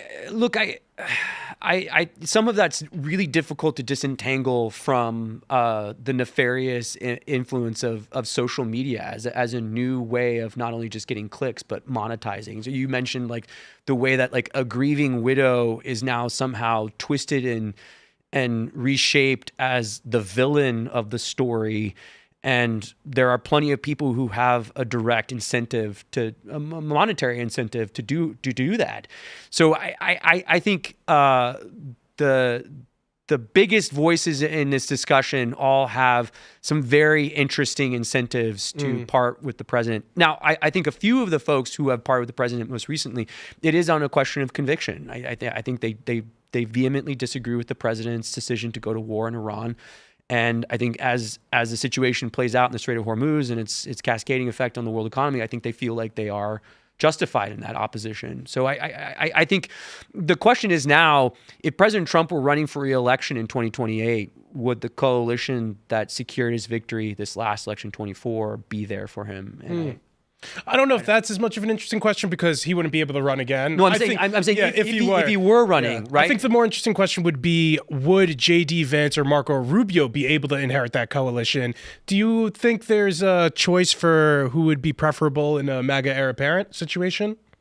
Because the president won't be around forever, of course. Yeah, I don't know if it's I think obviously if J.D. Vance decides to run, I think most of the elements of this new fusion coalition, the tech right, the populist core, they're probably going to get behind Vance. But I think it's an open question whether the vice president runs. And I will say, it seems like Marco Rubio's staying power as like the favorite son of the president is really without parallel. No one has lasted. It's fascinating, right? Yeah, no one has lasted this close to the sun for this. I mean, if you're thinking like French imperial politics, nobody has been this close to the king as a chief courtier for this long and succeeded. And it's not like he's only, it's not like he's just running like national parks. He's got a pretty important portfolio of issues, and the president obviously favors him, thinks incredibly highly of the work that he's doing. So I wouldn't count out Marco Rubio, and Marco Rubio still has a lot of staying power with the old guard, the old Bush element of the Republican Party. He's really come a long way. I'm old enough to remember when he was Little Marco. You guys remember Little Marco? Yeah. Little Marco. And now he is National Security Advisor, Secretary of State, might be MAGA heir apparent. I thought he was cheap neocon in 2012 when he was one of those or against Obama. I think he ran. Did he run in 2008 as well? He ran in 2016. He didn't run in 2012. I always thought he was like a cheap warmonger. 2013, he was an architect of.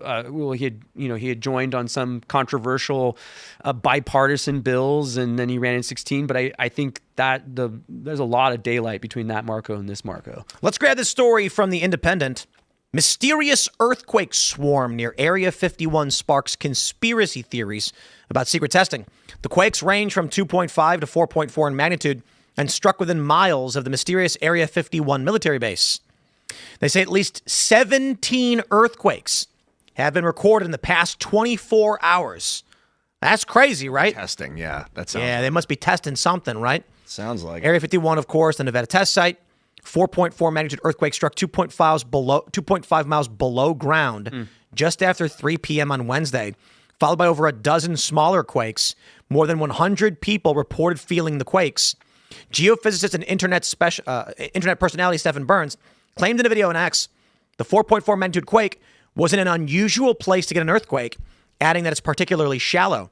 Conspiracy theorists have long speculated that aliens are out the base. So this proves that the aliens are trying to escape, and their ship is banging against the ground trying to get out of the underground hit the base. ceiling. I think Scientologists predicted something like that. Yeah. L. Ron Hubbard, he wrote this all out. Out of the volcano. Yeah. That's where they got to reroute to get out through the volcano.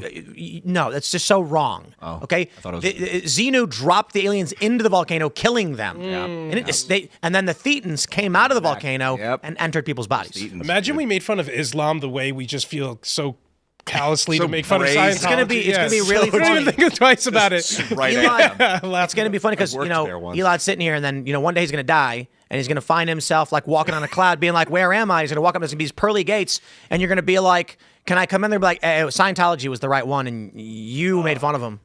And there's going to be like a bunch of aliens up there and like thetans or whatever those things Did you just are say you flying around. worked there? In 2006, I was in LA. I lived right across the street from the Scientology Center, and Hollywood? I auditioned for a role of a married guy. Me and my girlfriend got cast as a married couple, and they're like, On "Wait, Hollywood? what do you mean you got cat? What do you mean? Like, Yeah. Wait, on Hollywood Boulevard or? Hollywood Boulevard, yeah, Hollywood and Franklin. They're across the street from Birds, where we'd hang out. And You were cast like in a promotional yeah, material? promotional or- material to project the right to marriage, which is one of their tenets. Is every human has a right to marriage, and it was me and her, and we lied to the people and said we're married.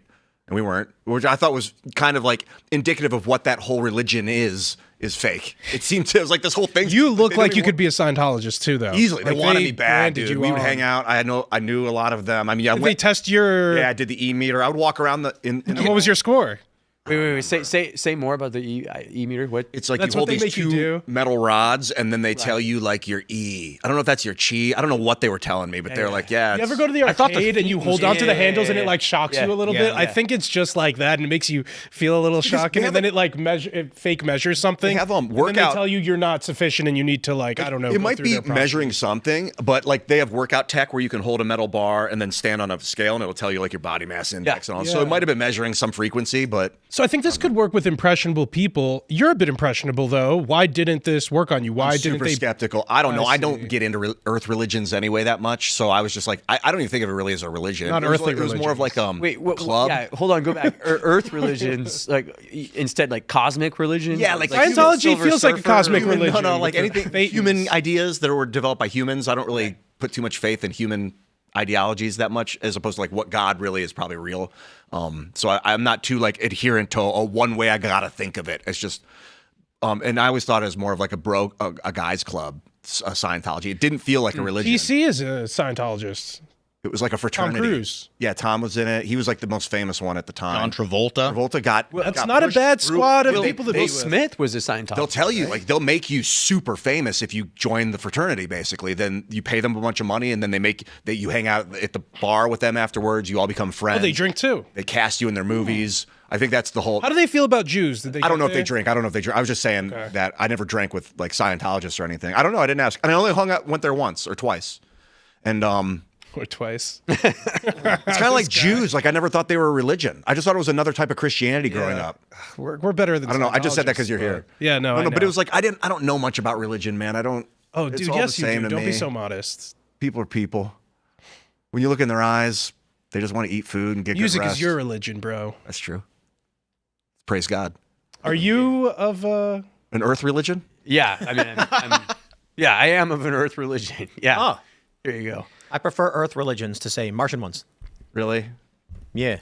Yeah. Whatever they're doing up on Mars, I have none of earthly that. religions, man? I don't know. It seems like we only pray to money these days. I know. That's the earthly religion. That's man. truly looking back in 10,000 years when they look back at this era, they'll be like, they were worshiping money and they didn't, maybe some of them didn't even realize that they'd been indoctrinated. St. Augustine says man has a desire to worship, and if you take God from the picture, he will worship something. And now Elon says that the next phase of human currency will be just electricity and your ability to move a payload. So what will we begin to worship then? I'm starting to think this Elon guy is full of it.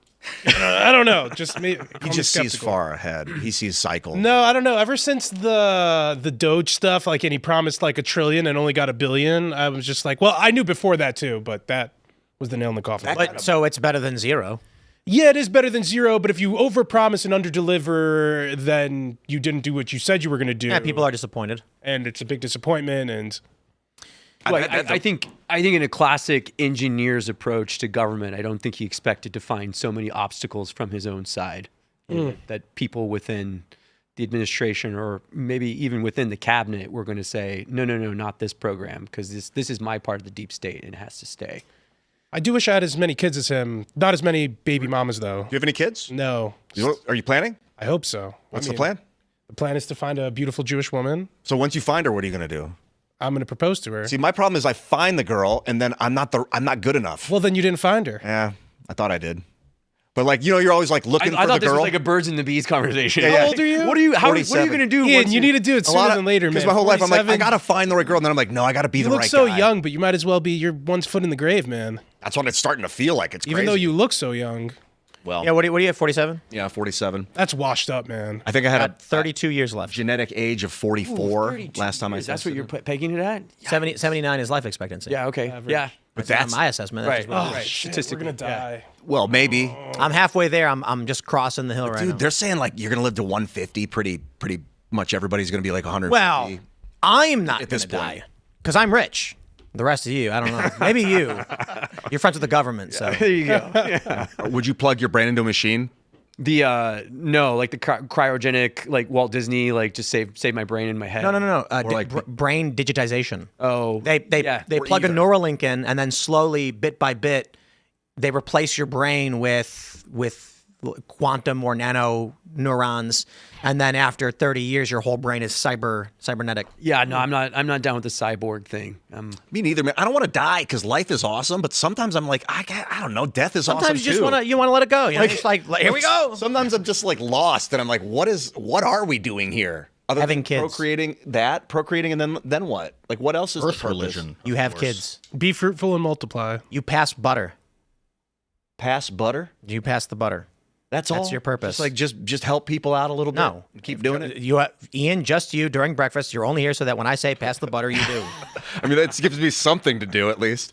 But I do purpose. You know, establishing purpose for humans is very important across the board. is, That's well Rick known. and Morty from- joke. What's that? It's a Rick and Morty joke. He creates a sentient little robot, and the robot looks at his hands and goes, "What is my purpose?" And he goes, "Pass the butter." And he hands him the butter. love my Uncle Alvin, And then dude. he uses it, and the robot goes, "What is my purpose?" He goes, "You pass butter." And the robot goes, "Oh my God." Whenever you'd ask Alvin to pass you the butter, he'd make sure you get your thumb stuck in it when he would hand it to you. That's offensive. He was an offensive farmer. He was awesome. You have kids who experience life and learn and iterate.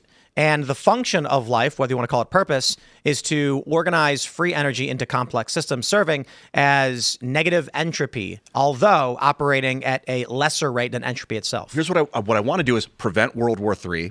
This is my life. Build a space I'm elevator. going to make it happen, so now we cancel each other out. You're gonna make it happen. Well, you're going to try and stop it. I'm going to try and I make it gotta happen. try and stop it. I'm going to do it. Help just me to- stop it. No, World no. War III or World Just to War spite you, I'm going to try and make it happen. I have to stop to World War cancel out all your hard It's never work. gonna get Don't old, do it. dude. Come back to me. Never gonna get old. I want to World War 11? build a space elevator, prevent the World War if we can. I don't know. What if you the can- space elevator makes World War III happen? Oh yeah, truly. What if I was those, gonna what say if those reverse. goals are in competition? So, like, America builds a space elevator, and then China's like, you can't have access to the moon like that. We want access to the moon. Then the U.S. starts moon mining real easily, and with access to these resources, starts growing too rapidly. Other nations get threatened, and all of the resources coming from the moon and staying in Earth cause a shift in the rotation of the Earth, because now they're displacing weight from the moon onto Earth, causing the Earth to wobble. So other countries are like, dude, Earth will be destroyed unless you guys stop moon mining. And they're like, don't look at me, man. I only moon mine a couple tons per year, but it's everyone doing it at once. And so then a war breaks out, and it's your fault. We have to replace the weight that we take off, the mass that we take off the moon. We have to replace it with stuff. I asked ChatGPT how much. It was like, don't worry about it. It would take so long to mine such moon mass that the tides would become affected. But eventually it would happen. So we would have to put rock, mine the metal, put the rock on there. We should put water up there. Water. And it would just evaporate, though. It would just evaporate. Freeze, would it? Go to space. It would not freeze. I don't think What so. other things should we do on Earth? Because the political thing in the U.S. is fucking terrifying right now. I'm like, what do we do? We should make 1,000 more Pokemon. There's right now there's about 1,000, but we need 1,000 more. Okay, I could do that. No, we need to go back to the original 151. The Wow. biodiversity of Pokemon. Yeah. Yeah, you know what? Elaad's right. Let's delete all of them and just go back to the original, which didn't make sense. There were 3 birds in their whole world. Yeah, once they got to the thousands, once they got the second set, I never really it was too recognized hard any of those to, ones. Yeah, recognize past the OGs. And Really? and the I never got into collectability was gone.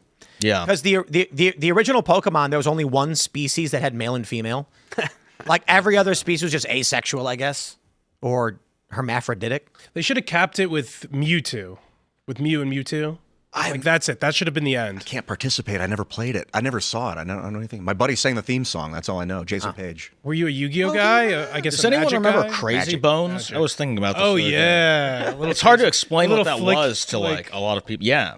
I think there's another name for a game that was similar to Crazy Bones, and Crazy Bones Came in like a coffin. appropriated. Yeah. Oh, yeah. You flick them and then you get the other ones if you knock them down. Okay. I never played it. It lasted for like 1 year. Did you guys play crossbows and catapults in the 80s?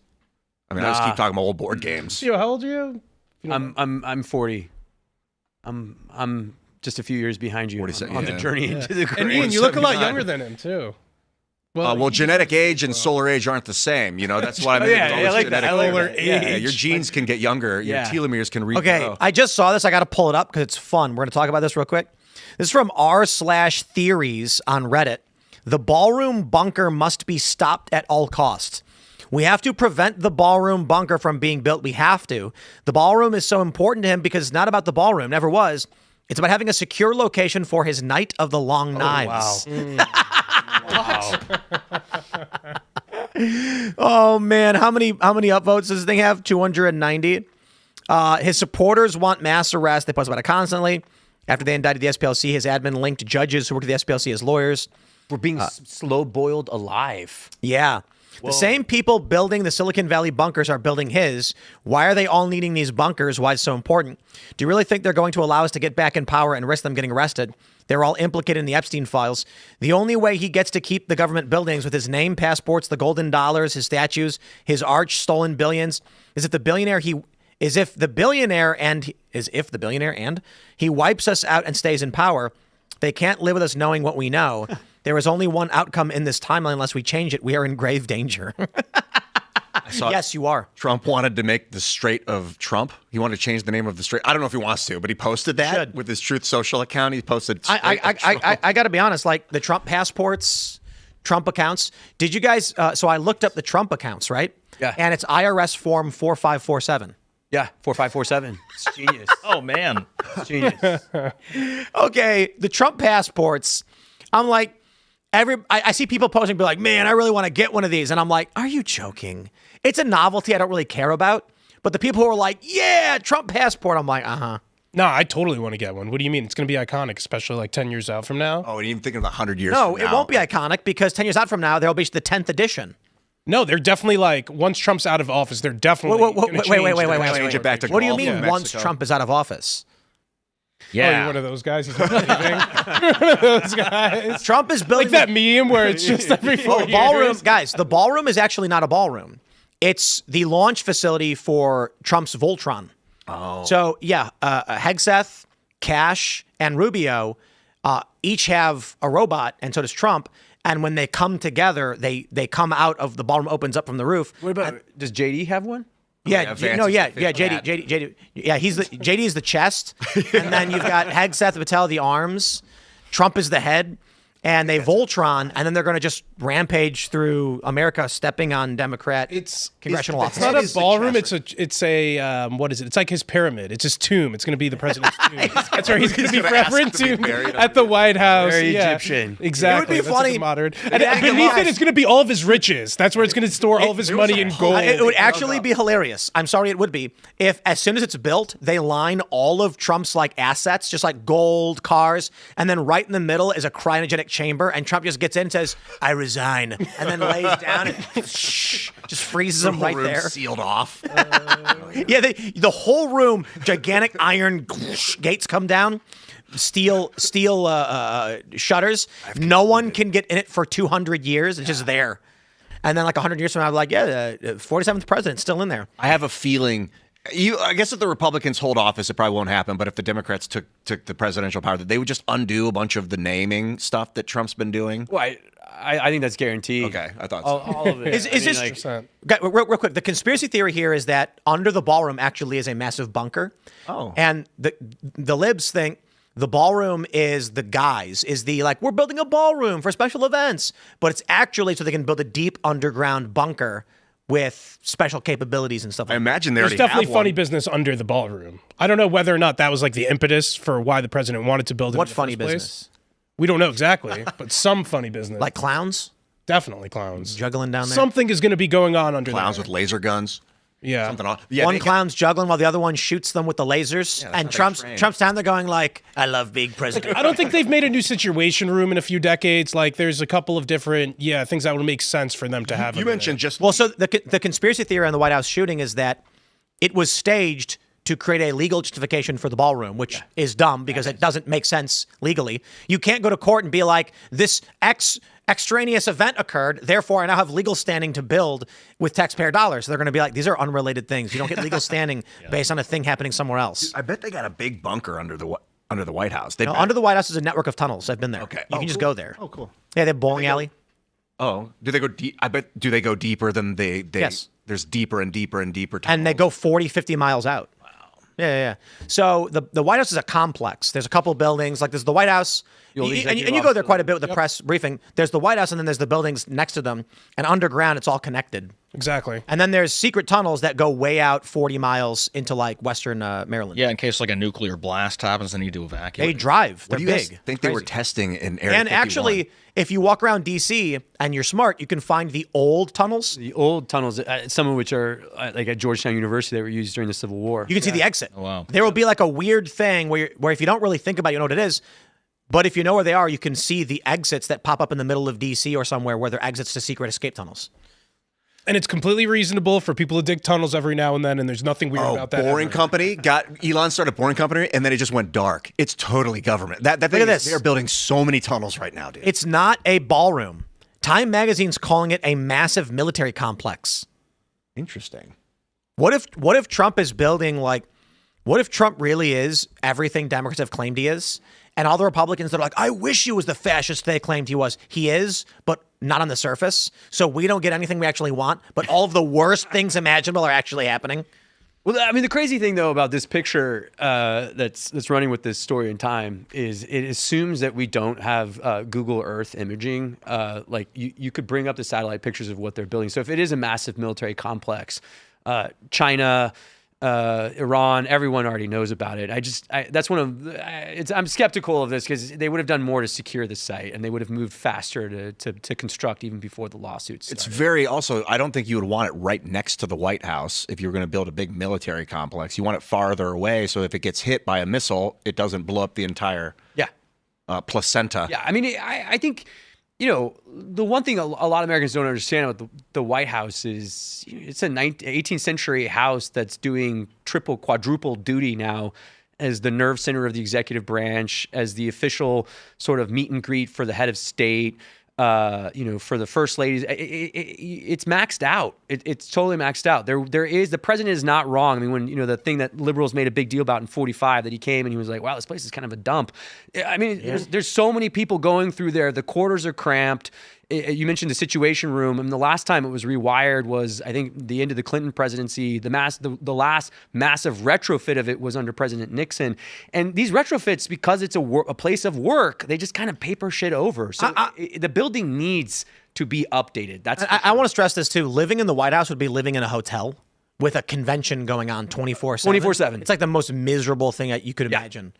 The White House, again, it's a complex. Actually, let me pull up Earth and explain this to people. They're going to paint it eventually? Paint it? Yeah, they keep brown house. They made it. They based it off of Roman architecture, which is all these white pillars of marble. But the paint wore off of those. They actually paint their houses like normal humans. So look, here you go. Idiotic memorabilia that's like all white. So you've got the Eisenhower building. And this is part of the White House complex, but the White House actually is these three buildings. They tore this one down, right? That's the one that got knocked out. That's gone. Yeah. And then you got the Treasury building. So you go in here. This is the press brief. This is the press briefing right here. A little bit to the right. To the right, yeah. Like right here? That long portion there. A long portion. Yeah. So and that's where the oval is. And that's gone to right here? where your cursor. Left, down, yeah. In here? Yeah, bottom right part. Oh, yeah, the West Wing, right? A swimming pool? Yeah. And where your cursor just was, like the Rose Garden, that's gone. Yeah, now it's paved over. And there's a few statues there. So here's the White House. Imagine living in here, and you've got all the people showing up for work in here, and in here, and in here, and in here, and in here. Like living at the castle. No, it's like living in a convention. Yeah. Sorry, I didn't mean. There's a lot of traffic in and out consistently. Yeah, it's nuts. 24/7. To the southwest of that, is that a pool that you can swim in? I'm not. Looks like it. That is a pool. I never got close to that. Board. Is that just for people that live there or work there? I mean, the first family, obviously, but I think that's right behind the chief's office. The chief of staff's office is in that corner over there. And then deep this underground. from? Which ones? You said press briefing is right here? Yeah. Yeah. Oh, well, how does that work, though? 'Cause I feel like I walked in here. That's the You might have entrance- entered through the That's the a different entrance to the west wing there. Yeah, okay. through the west wing. Yeah, we walked down these stairs and we walked up here and then we entered here. That's Pebble Lane right there. If you look a little bit north, Tim, Pebble Beach, yeah. Pebble Beach, right. those tents right there are where all the press people shoot live videos from. Right. And Trump's like, he walks in and then they're all standing there. And then you go to the right, and that would be where we enter the press briefing room. Right here. Yeah. Down here? No, to the right. We'd go down that street. Yeah. This right here? There. No, left a little bit between where you were. That orange column. Yeah, the orange build. Yeah. I think he's intentionally mousing go around over it. there. I like doing Oh, it. intentionally. doing it. I'm just like, this looks like a hallway. It doesn't look like the entrance. Have they retrofitted the briefing room? I think you mentioned that it had been cramped, or It's somebody very had cramped. They mentioned didn't retrofit it. tiny. It's very tiny, and they last- purposefully keep it that way. The last major retrofit of the White House complex was under Harry Truman. That they did a significant refit of the facade. They added the balcony on the south lawn. I mean, so because a lot of presidents don't want to lose the symbolic power of being in the White House. So I think like the end of the Clinton presidency, they moved some offices out to do like new paint and new carpet. But like the idea of shutting down the White House for a major retrofit for 2 or 3 years while the president works out of a temporary office in the old executive office, no president wants to forego the symbolism of the White House. We're going to go to your Rumble rants and Super Chat, so smash the like button and share the show with everyone you know. But before we do, we got a great sponsor for you, my guy. It is Venice.ai. And it's right now in real time telling us that it's the best because it's telling me Venice the city. No, why is Venice AI the best? You answer that. It's a modest AI system. It's modest, my friends. Sam Altman said ChatGPT will get to know you over your life. And I also recommend you guys look into the current lawsuit, what's going on with Elon and the OpenAI to learn about what they're doing behind the scenes. I'm not going to say much, but wow, this is a crazy story. Well, look, we got all these tech devices, and they're always listening to you. They're always spying on you. Venice AI utilizes leading open source AI models to deliver text, code, and image generation to your web browser. There's no downloads, no installation, private and permissionless. They don't spy on you or censor. Messages are encrypted, and your conversation history is stored only in your browser. AI can be extremely valuable, but we shouldn't need to give up our privacy to use it. With the Venice Pro plan, you get the full platform and features including PDF uploads for summaries or insights, the ability to turn off safe mode for unhindered image generation, the ability to change how Venice interacts with you by modifying the system prompt, limitless text, and high image limits. So go to venice.ai/Tim, use code Tim, check it out. I've actually been generating a lot of videos with it, which have been, I'll just say, wow. Very, very, very incredible. Some of the best video generation from any AI I've seen. We'll screw around with it a little bit in the uncensored portion of the show where we can, but check it out, venice.ai/Tim. Shout out, thanks for sponsoring the show. Let's grab your Rumble rants and Super Chats. We got Jay Dirtbiker says, rip to one of the greatest of all time in country music, Mr. David Allan Coe. He's finally being called by his name. Is that how you say it? Ghostblade says, Southern Poverty Law Center has given a new definition to hood rats, a Democrat organization that falsifies hatred to gain fraudulent privileges and play victim to their own manufactured hate. Coachram says, how about we just get rid of districts? Just give proportional seats to each party, i.e. 20-seat state, that's 55-45, Red gets 11 GOP and 9 Dem. Because districts are different, and you don't want to be in a blue state where you have no representation. Yeah. Graham says, the only reason Michigan is blue is because 60% of voters are in the southeast of the Lower Peninsula. I think Michigan should be 2 states. What's going on? Why is it split with the water? You know what I mean? Yeah, what is that? Wisconsin that has that other part? Yeah, the Upper Peninsula. Yeah. Yeah. What is this, huh? Yeah. Some kind of... Wisconsinites must just be kind of soft. I mean, Yeah, for sure. Look at it. They What look is at it? it there and Opportunistic thing to take their take over. territory. Well, I guess to be fair, there is a bridge connecting them. Okay. Yeah, what's going on? And then Canada's stealing part of the land. Yeah, totally. Yeah, we can't accept that. Could you imagine you're on a boat in Lake Superior, minding your own business, and accidentally you're in Canada now? That'd be the worst thing ever. That used to happen in Lake They Erie. just shoot you. They throw maple syrup cocktails. No, they would vax you and enroll you in some kind of socialized healthcare. No. Indeed, things that we just don't want. All right, let's grab some more of these here super chats. What does it say? What does it say? Warapak? I don't know how to say your name. Is being a fascist worse than being a communist? Communists kill more people in history than anyone else. Yeah, actually, and fascist countries actually just dissolve. Fascist countries eventually just, like, they dissolve into general elections. Communist countries kill everybody until they blow up. So I was actually reading an interesting academic article about this, that if you look at, Spain, for instance, it eventually just soft turned back into a standard republic. Well, Franco wrote a constitution that restored the monarchy and allowed for democratic elections. So. Yeah. Whereas communists fight to the bitter end until there's no one else left. Yeah, there's no one. Is North Korea considered fascist or communist? Communist. Yeah. Totalitarian. For sure, yeah. Yeah. I think is all more than anything else. Like, I mean, I'm sure the ideology is communist, but like, yeah, it's more state repression than Batman. Batman says, Tim, I've been watching you since the beginning. You're amazing and truly inspirational. Because of you and your message, I am enlisting in the Army and striving to serve America the best I can. Thank you for everything, Tim. Epic. Well, amazing. Best of luck. Tim, you're motivating the next generation of patriots. Well, I mean, I've never advocated people join the Army because I have issues with the you're gonna get this guy to drop out now. Let me put it like this. Let's say the year is 1780. No, let's go with 1780 could work. Revolutionary War. There is a battle going on, and they know that there's this dude who lives in Virginia who's one of the best tacticians ever, but he's just not in the Army. They can issue a field commission. They can be like, we need you. Because this is when humans made sense, and it wasn't bureaucratic. It was like, listen, I'm in charge of this. Would you like to fight alongside me? I'll give you a field commission. They'd be like, okay, you can't do that anymore. Now it's like, did you go to college? It's like, well, you could have a guy who's one of the best in terms of like private military stuff, trained with a bunch of crazy top tier guys, and they're going to be like, sorry, we can hire you privately, but you literally can't join the military unless you go to college. Can they do battlefield appointments, commissions? I don't know. Legally, they can't. Genghis Khan was great at that. He'd find the smartest, best people, and he just put them in power. They were like, no. That's how it used to be. I think that there is credit that should be given to Hegseth here in getting rid of the idea that promotion through the general officer ranks relies on you getting a degree from Princeton or Harvard. Yeah.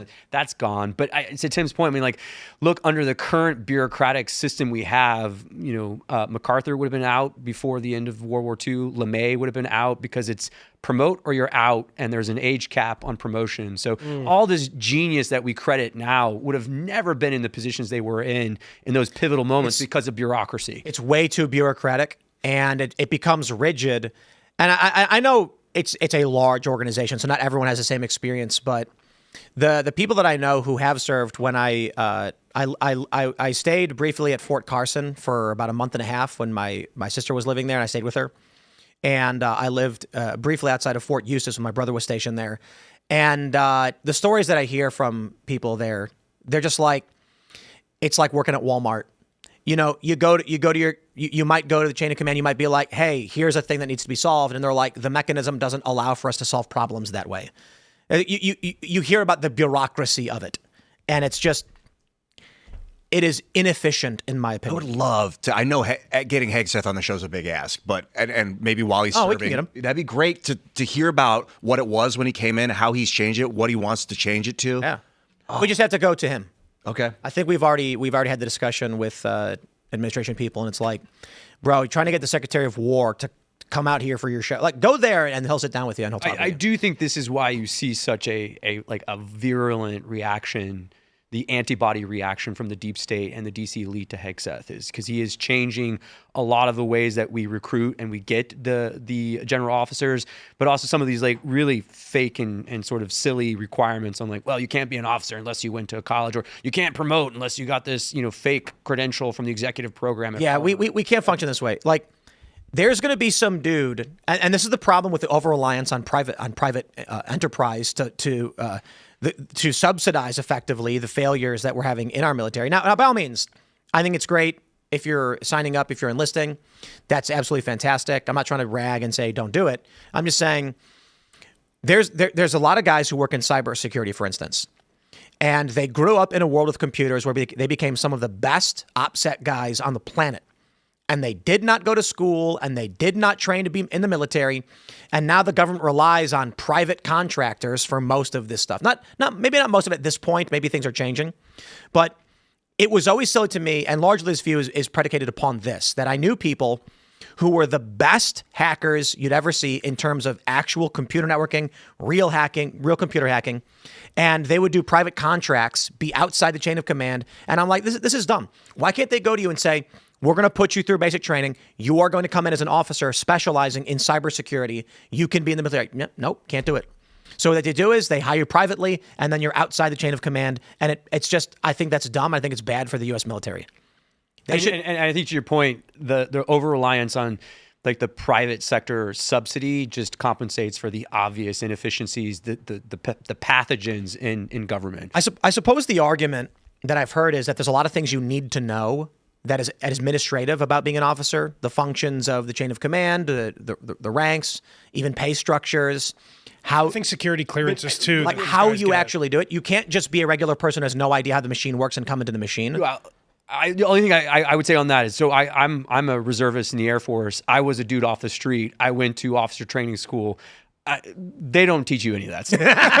Any of this stuff. Try to navigate your way through healthcare, your pay, any of that. I mean, this is part of the bureaucracy. It's right. All just kind of like a mystical, specialized knowledge you have to gain.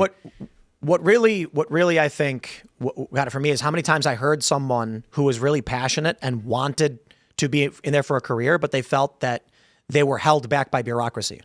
Oh, I think, I mean, I really, honestly, I think you're exactly right. I would say it's even bigger than the military, though, that we have so many people in our country who are autodidacts. They're self-trained. They learned a skill on the farm. They learned a skill from, dad, who was a skilled tradesman. And unless they have a paper credential saying, oh, you are an expert in this, there's no place in our economy for them. And that's just not true with the American experience. I mean, America's genius has always been the tinkerer in the garage creates the right. PC. The Apple was made in the garage by a couple of buddies and a marketing guy. Totally. Exactly. Let's grab one more. We got a good one here before we go to the uncensored portion. Skull Kid says the DOJ has stated they will enforce the SCOTUS ruling in every state with racially gerrymandered districts. I believe that would be Harmeet Dillon, right? Yeah. Oh man. Yeah, it would be. Civil Rights Division. So they're going to basically go to every state and say, we are making you do this. I'm stoked. I'm excited. I'm really excited for when they finally let me go into the deep underground military bunker they're building at the White House and give me a tour. It's going to be fun. All right, everybody, smash the like button, share the show with everyone you know. You can follow me on X and Instagram at Timcast. Sir, would you like to shout anything out? Yeah, great to be with you. Thanks for having me, guys. Follow me at Real Theo Wold. Theo, it's been really fun, very insightful. Hope you come back again soon. Would love that. You guys follow me on X and Instagram at Elaad Eliyahu. Thanks for tuning in, everybody. What's up, Ian? Just saying goodbye. I'm at Ian Crossland. You'll find me on the internet. Go to X, Instagram. Check out my covers, my musical covers on Instagram and YouTube, which I haven't been posting on lately, but I do sometimes. I put a short up about how to wake people up from when they become an NPC. You can snap them back because what's happening is the spirit is like a player that's playing the game of Earth, and you're a character in the game that it's moving around. People, sometimes the spirits stray from other humans, and they're just walking around without a spirit. And when you look them in the eyes and acknowledge them and realize them, the spirit, like wave-particle duality, snaps into position, and now you have a spirited human in front of you, and they're a player character again, and you can wake people up. So continue to do that. Take care of yourself. Carter Banks. I'm going to go watch that short tonight, and it sounds really, really good to become a PC instead of an NPC. So the tutorial on that. You can follow me at Carter Banks on X and Instagram at Carter Banks Music, or no, Carter Banks Official. Follow our record label at Trash House Records on YouTube, and Tim. We will see you all over at rumble.com/Timcast IRL right now for the Uncensored Show. Thanks for hanging out.